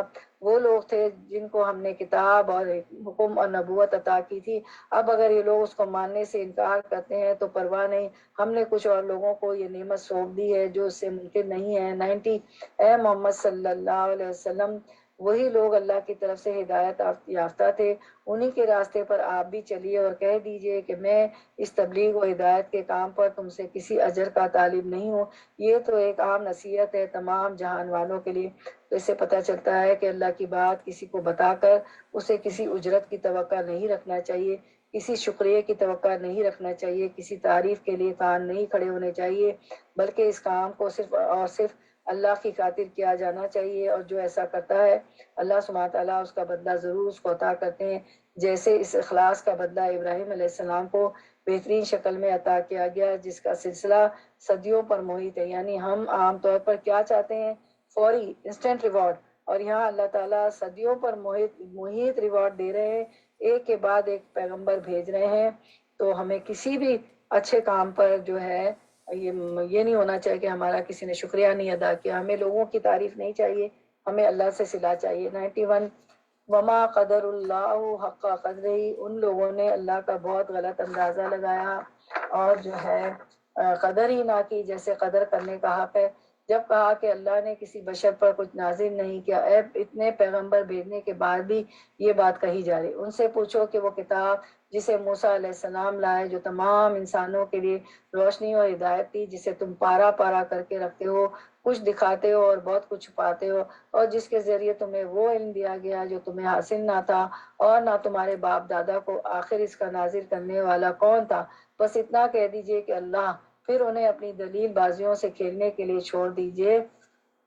92 اسی کتاب کی طرح یہ کتاب ہے جسے ہم نے نازل کیا، یعنی یہ قرآن مجید وہذا کتاب انزلناہ مبارکن، بہت بابرکت کتاب ہے، جو اسے پڑھے گا، جو اسے سمجھے گا، جو اس پر عمل کرے گا، جو اس کے مطابق پیغام کو آگے پہنچائے گا، اس کی زندگی برکتوں سے مالا مال ہو جائے گی۔ یہ اللہ کا وعدہ ہے اور اللہ اپنے وعدے کے خلاف ورزی نہیں کرتا۔ مصدق الذی بین یدیہ، یہ تصدیق کرنے والی ہے اس چیز کی جو اس سے پہلے آئی تھی، یعنی پہلی کتابوں کی، اور اس لیے نازل کی گئی ہے کہ اس کے ذریعے سے کہ تم بستیوں کے اس مرکز یعنی مکہ اور اس کے اطراف میں رہنے والوں کو متنبع کرو، جو لوگ آخرت کو مانتے ہیں وہ اس کتاب پر ایمان لاتے ہیں۔ تو جو آخرت پر ایمان رکھتا ہے، جس کو پتہ ہے میرا امتحان ہونے والا ہے، وہ اس کتاب کو ضرور کھولے گا، ضرور پڑھے گا، ضرور سمجھے گا اور مستقل طور پر سمجھتا رہے گا۔ اور ان کا حال یہ ہے کہ اپنی نمازوں کی پابندی کرتے ہیں، آخرت پر ایمان لانے والے ہی نماز کی فکر کرتے ہیں۔ 93 اور اس شخص سے بڑا ظالم اور کون ہوگا جو اللہ پر جھوٹا بہتان گھڑے یا یہ کہے کہ مجھ پر وحی آئی حالانکہ اس پر کوئی وحی نہ آئی ہو، جو اللہ کی نازل کردہ چیز کے بارے میں کہے کہ میں ایسی چیز نازل کر کے دکھاؤں گا، یعنی قرآن کا مقابلہ۔ کاش تم ظالموں کو اس حالت میں دیکھ سکو جبکہ وہ سکرات موت میں ڈبکیاں کھا رہے ہوتے ہیں اور فرشتے ہاتھ بڑھا بڑھا کر کہہ رہے ہوتے ہیں لاؤ نکالو اپنی جان، آج تمہیں ان باتوں کی پاداش میں ذلت کا عذاب دیا جائے گا جو تم اللہ پر تہمت رکھ کر ناحق بقا کرتے تھے اور اس آیت کے مقابلے میں سرکشی دکھایا کرتے تھے۔ اخرجوا انفسکم الیوم تجزون عذاب الہون۔ اس سے پتہ چلتا ہے کہ جو شخص اللہ تعالیٰ کی آیات کو نہیں مانتا اور ان کا انکار کرتا ہے اور یہ مانتا ہی نہیں کہ قرآن اللہ کی کتاب ہے اور اس کا یہ انجام بتایا جا رہا ہے، اس کو عذاب جان نکالنے کے وقت سے ہی ملنا شروع ہو جاتا ہے۔ اس کی جان جو فرشتے آ کر نکالیں گے اور پھر اس دن کو قبر میں جائے گا تو وہاں اس کی پکڑ شروع ہو جائے گی، تو اس وقت اس کو ذلت کا عذاب دیا جائے گا۔ تو اس سے ہمیں پتہ چلتا ہے کہ موت کے وقت بھی تکلیف ہوتی ہے، جزا اور سزا وہیں سے شروع ہو جاتی ہے کیونکہ تم اللہ پر تہمت رکھ کر ناحق بقا کرتے تھے۔ 94 اور اللہ فرمائے گا لو اب تم ویسے ہی تن تنہا ہمارے سامنے حاضر ہو گئے جیسے ہم نے تمہیں پہلی مرتبہ اکیلا پیدا کیا تھا، جو کچھ ہم نے تمہیں دنیا میں دیا تھا وہ سب تم پیچھے چھوڑ آئے ہو، اور اب ہم تمہارے ساتھ ان سفارشوں کو بھی نہیں دیکھتے جن کے متعلق تم سمجھتے تھے کہ تمہارے کام بنانے میں ان کا بھی کچھ حصہ ہے۔ تمہارے آپس کے سب رابطے ٹوٹ گئے، وہ سب تم سے گم ہو گئے جن کا تم زخم رکھتے ہو، جن کا تم بس ہم دیکھا ان کا بھی کچھ حصہ ہے، تمہارے آپس کے سب رابطے ٹوٹ گئے اور وہ سب تم سے گم ہو گئے جن کا تم زوم رکھتے ہو۔ پھر مزید کچھ نشانیوں کا ذکر ہے 95۔ ان اللہ فالق الحب والنوا یخرج الحی من المیت ومخرج المیت من الحی، دانے اور گٹلی کو پھاڑنے والا اللہ ہے، وہی زندہ کو مردہ سے نکالتا ہے اور وہی مردہ کو زندہ سے خارج کرتا ہے، یہ سارے کام تو کرنے والا اللہ ہے، پھر تم کدھر بہکے چلے جا رہے ہو۔ 96۔ پردہ شب کو چاک کر کے وہی صبح نکالتا ہے، اسی نے رات کو سکون کا وقت بنایا، اسی نے چاند اور سورج کے طلوع و غروب کا حصہ مقرر کیا، یہ سب اسی زبردست قدرت اور علم رکھنے والے کے ٹھہرائے ہوئے اندازے ہیں۔ 97۔ اور وہی ہے جس نے تمہارے لیے تاروں کو صحرا اور سمندر کی تاریکیوں میں راستہ معلوم کرنے کا ذریعہ بنایا، دیکھو ہم نے نشانیاں کھول کھول کر بیان کر دی ہیں ان لوگوں کے لیے جو علم رکھتے ہیں۔ سورۃ الملک میں بھی ستاروں کا بتایا نا کہ راستے معلوم کرتے ہیں، اور یہاں بھی بتایا کہ تاریکیوں میں، سمندر کی تاریکیوں میں راستہ معلوم کرتے ہیں، نیویگیشن کرتے ہیں ستاروں سے۔ اس کائنات کی کتاب میں زمین و آسمان کے دو ورقوں میں بہت سی نشانیاں بکھری ہوئی ہیں، یہ الگ بات یہ ہے کہ ہم نہ دیکھیں۔ 98۔ اور وہی ہے جس نے ایک متنفس سے تم کو پیدا کیا، پھر ہر ایک کے لیے ایک جائے قرار ہے، اور ہر ایک اس کے سونپے جانے کی جگہ، قبر کی جگہ، جیسے دنیا میں ہم میں سے ہر ایک کا گھر ہے، ایسے ہی زمین کے اندر بھی ایک گھر ہے، اس کے بارے میں ضرور سوچا کیجئے۔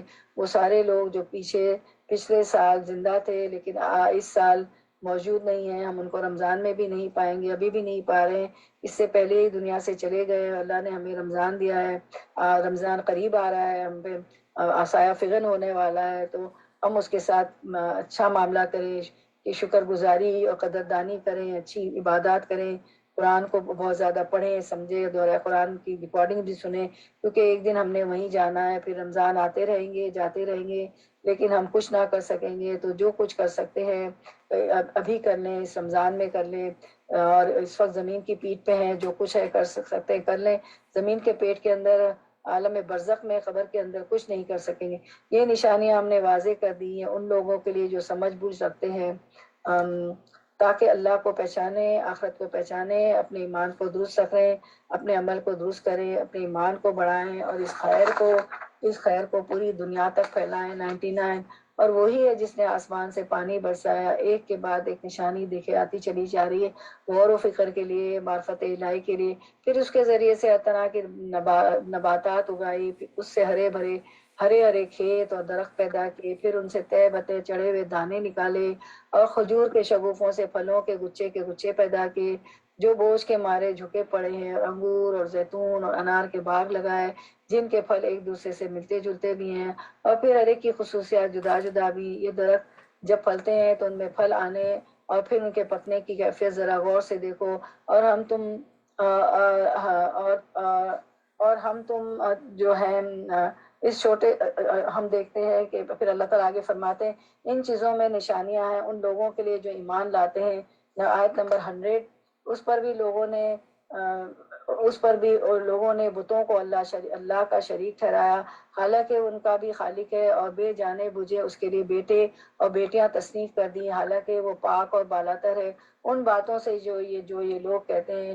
وہ تو آسمانوں اور زمین کا موجد ہے، اس کا کوئی بھی بیٹا کیسے ہو سکتا ہے جبکہ کوئی اس کے شریک زندگی ہی نہیں ہے۔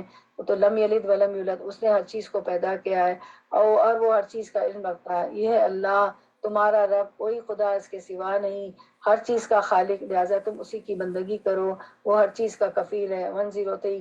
لا تدرکہ الابصار وہو یدرک الابصار، مجھے آیت بہت پسند ہے، نگاہیں اس کو نہیں پا سکتی اور وہ نگاہوں کو پا لیتا ہے، وہ نہایت باریک بین اور باخبر ہے۔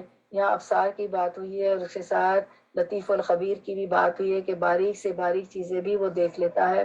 104۔ قد جاءکم بصائر من ربکم، دیکھو تمہارے پاس تمہارے رب کی طرف سے بصیرت کی روشنیاں آ گئی ہیں، یعنی کھلی کھلی نشانیاں آ گئی ہیں، غور و فکر کی دعوت آ گئی ہے۔ اب جو بینائی سے کام لے گا اپنا ہی بھلا کرے گا، اور جو اندھا بنے گا خود نقصان اٹھائے گا، میں تم پر کوئی پاسبان نہیں ہوں۔ 105۔ اس طرح ہم اپنی آیات کو بار بار مختلف طریقوں سے بیان کرتے ہیں، اور اس لیے بیان کرتے ہیں کہ یہ لوگ کہیں تم کسی سے پڑھ کر آئے ہو، اور جو لوگ علم رکھتے ہیں ان پر ہم حقیقت کو روشن کر دیں گے۔ اے محمد صلی اللہ علیہ وسلم، اے محمد صلی اللہ علیہ وسلم، اس وحی کی پیروی کیے جائے جو آپ پر آپ کے رب کی طرف سے نازل ہوئی، کیونکہ اس ایک رب کے سوا کوئی اور الہ نہیں، اور ان مشرکین کے پیچھے نہ پڑو۔ 107۔ اگر اللہ کی مشیت ہوتی تو خود ایسا بندوبست کر سکتا تھا، یہ لوگ شرک نہ کرتے، تم کو ہم نے ان پر پاسبان مقرر نہیں کیا ہے، اور نہ تم ان پر حوالے دار ہو، یعنی آپ سسم کا کام صرف تبلیغ کرنا ہے، بات پہنچانا ہے، ذمہ دار یہ خود ہے اپنے کفر کے، شرک کے، ناشکری کے۔ وما علیک الا البلاغ۔ 108۔ اور اے ایمان لانے والو، یہ لوگ اللہ کے سوا جن کو پکارتے ہیں انہیں گالیاں نہ دو، یعنی ان بتوں کو گالیاں مت دو۔ کیوں؟ اس لیے کہ اگر تم ان کے بتوں کو گالیاں دو گے تو وہ جواب میں اللہ سبحانہ تعالیٰ کو گالیاں دیں گے، اور اس طرح ہم سبب بنیں گے، وجہ بنیں گے، ذریعہ بنیں گے اللہ سبحانہ تعالیٰ کو برا بھلا کہنے کا۔ کہیں ایسا نہ ہو کہ شرک سے آگے بڑھ کر جہالت کی بنا پر اللہ کو گالیاں دینے لگو۔ ہم نے تو اس طرح ہر گروہ کے لیے اس کے عمل کو خوشنما بنا دیا ہے، پھر انہیں اپنے رب ہی کی طرف پلٹ کر آنا ہے۔ اس وقت انہیں بتا دے گا کہ وہ کیا کرتے رہیں۔ واپسی کا سفر، کون سی واپسی کا؟ آخرت کی طرف، قیامت کے دن واپسی کا سفر جو ہے بہت مشکل سفر ہے، اور وہ سفر ہے جس کے آگے حساب بھی دینا ہے۔ 109۔ واقسموا باللہ، یہ لوگ کڑی کڑی قسمیں کھا کر کہتے ہیں کہ اگر کوئی نشانی ہمارے سامنے آ جائے تو ہم اس پر ایمان لے آئیں گے۔ اے محمد صلی اللہ علیہ وسلم، اسے کہیے کہ نشانیاں تو اللہ کے پاس ہیں، اور تمہیں کیسے سمجھایا جائے کہ اگر نشانیاں آ بھی جائیں تو ایمان لانے والے نہیں ہیں۔ 110۔ ہم اسی طرح ان لوگوں کے دلوں اور نگاہوں کو پھیر رہے ہیں جس طرح یہ پہلی بار اس پر ایمان نہیں لائے تھے، ہم انہیں ان کی سرکشی میں بھٹکنے کے لیے چھوڑ دیتے ہیں۔ تو اس سے پتہ چلتا ہے کہ جو شخص ہدایت آنے کے بعد اس کو جان بوجھ کر ٹھکرا دے اور ایمان نہیں لائے، پھر اللہ تعالیٰ اس کا دل ٹیڑھا کر دیتے ہیں، اور پھر اس کو ہدایت نصیب نہیں ہوتی۔ اللہ تعالیٰ ہمیں اس سے محفوظ رکھے۔ تو ہم جو ہے دلوں کے ٹیڑھے نہ ہونے کی دعا کر لیتے ہیں۔ ربنا لا تزغ قلوبنا بعد إذ هديتنا وهب لنا من لدنك رحمة۔ اے ہمارے رب، جب تو نے ہمیں ہدایت دے دی ہے تو ہمارے دلوں کو ٹیڑھا نہ کر، اور ہمیں اپنی طرف سے رحمت عطا کر، بے شک تو بہت زیادہ عطا کرنے والا ہے۔ آمین یا رب العالمین۔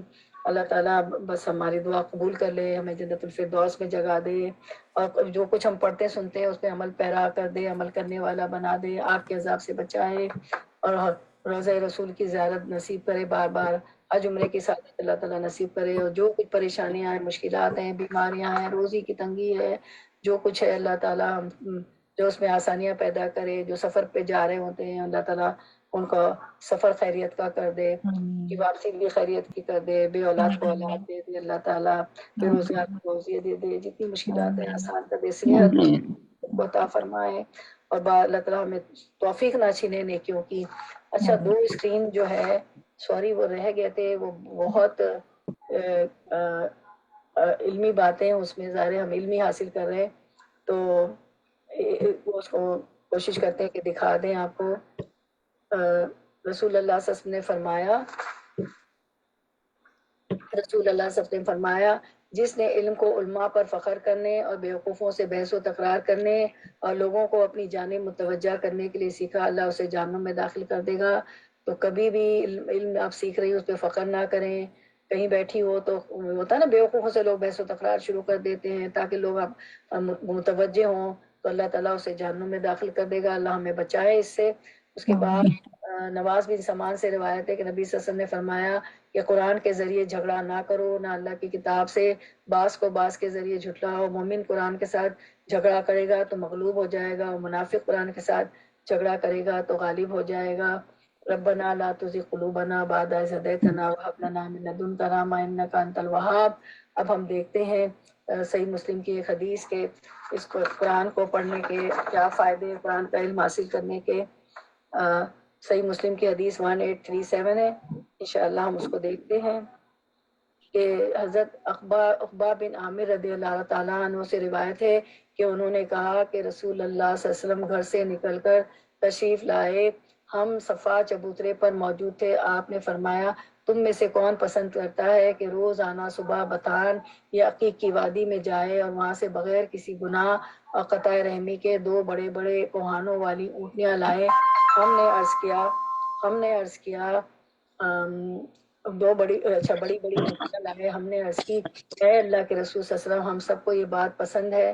آپ نے صلی اللہ علیہ وسلم نے فرمایا پھر تم میں سے صبح کوئی شخص مسجد میں کیوں نہیں جاتا کہ وہ اللہ کی کتاب کی 2 آیتیں سیکھے یا ان کی قرات کرے، تو یہ اس کے لیے 2 اونٹنوں کے حصول سے بہتر ہے، اور یہ 3 آیات 3 اونٹنیوں سے بہتر ہے، 4 آیتیں اس کے لیے 4 سے بہتر ہے، اور آیاتوں کی تعداد جو بھی ہو اونٹنوں کی اتنی ہی تعداد سے بہتر ہے۔ آپ کو پتہ ہے اونٹ اس زمانے کا بڑا مہنگی سواری تھی، جیسے آج کل ہماری سواریاں مہنگی ترین ہماری کوئی سواری ہو تو جو ہے اتنا ثواب ہے، جتنی آپ پڑھتی چلی جاتی ہیں اتنا دیکھیں ثواب ملتا چلا جاتا ہے۔ اللہ تعالیٰ ہمیں نوازتے ہیں، تو کبھی بھی شیطان آپ کو وسوسے ڈالے کہ 2 گھنٹے ہمیں بیٹھنا پڑتا ہے، لیکن آپ کتنا اجر ہے وہاں، تو ہم چھوٹی چھوٹی نیکیوں کے محتاج ہوں گے نا، تو یہ ساری نیکیاں جو ہے دنیا میں بھی ہمیں جو ہے اجر دیں گی اور آخرت میں بھی انشاءاللہ۔ آمین۔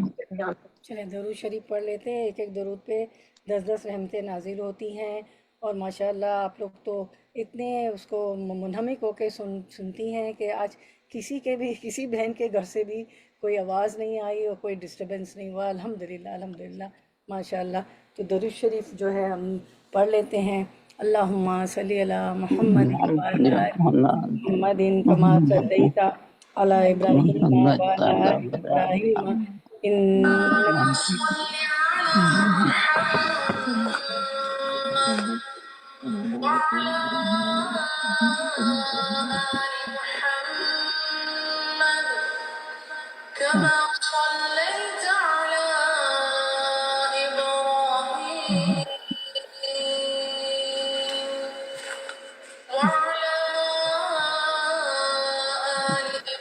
كما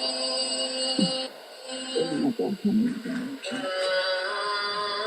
إنك حميد مجيد اللهم بارك على محمد وعلى آل محمد كما باركت على إبراهيم وعلى آل إبراهيم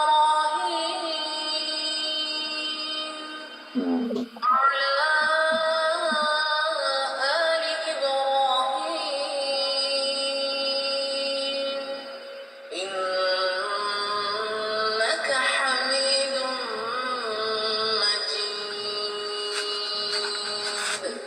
بارک اللہ فی علمک و عملک و رزقکم و اوقاتکم و اہلکم و مالکم۔ اللہ تعالیٰ آپ کے علم میں، عمل میں، رزق میں، گھر میں، ٹائم میں برکت دے، آپ کا آنا بیٹھنا قبول فرمائے، گھروں کو دے، آمین یا رب العالمین۔ اللہم وفقنی لما تحب و ترضا، یا اللہ مجھے توفیق دے کہ میں وہ عمل کروں جس سے آپ محبت کرتے ہیں اور جس سے آپ راضی ہوتے ہیں۔ ربنا تقبل منا انک انت السمیع العلیم وتب علینا انک انت التواب الرحیم۔ اے ہمارے رب ہم سے یہ قبول فرما لیجئے، آپ سب کچھ سننے اور سب کچھ جاننے والے ہیں، ہماری کوتاہیوں سے درگزر فرمائیے، آپ بڑے معاف کرنے والے اور رحم فرمانے والے ہیں۔ سبحان ربک رب العزت عما یصفون وسلام علی المرسلین والحمد للہ رب العالمین۔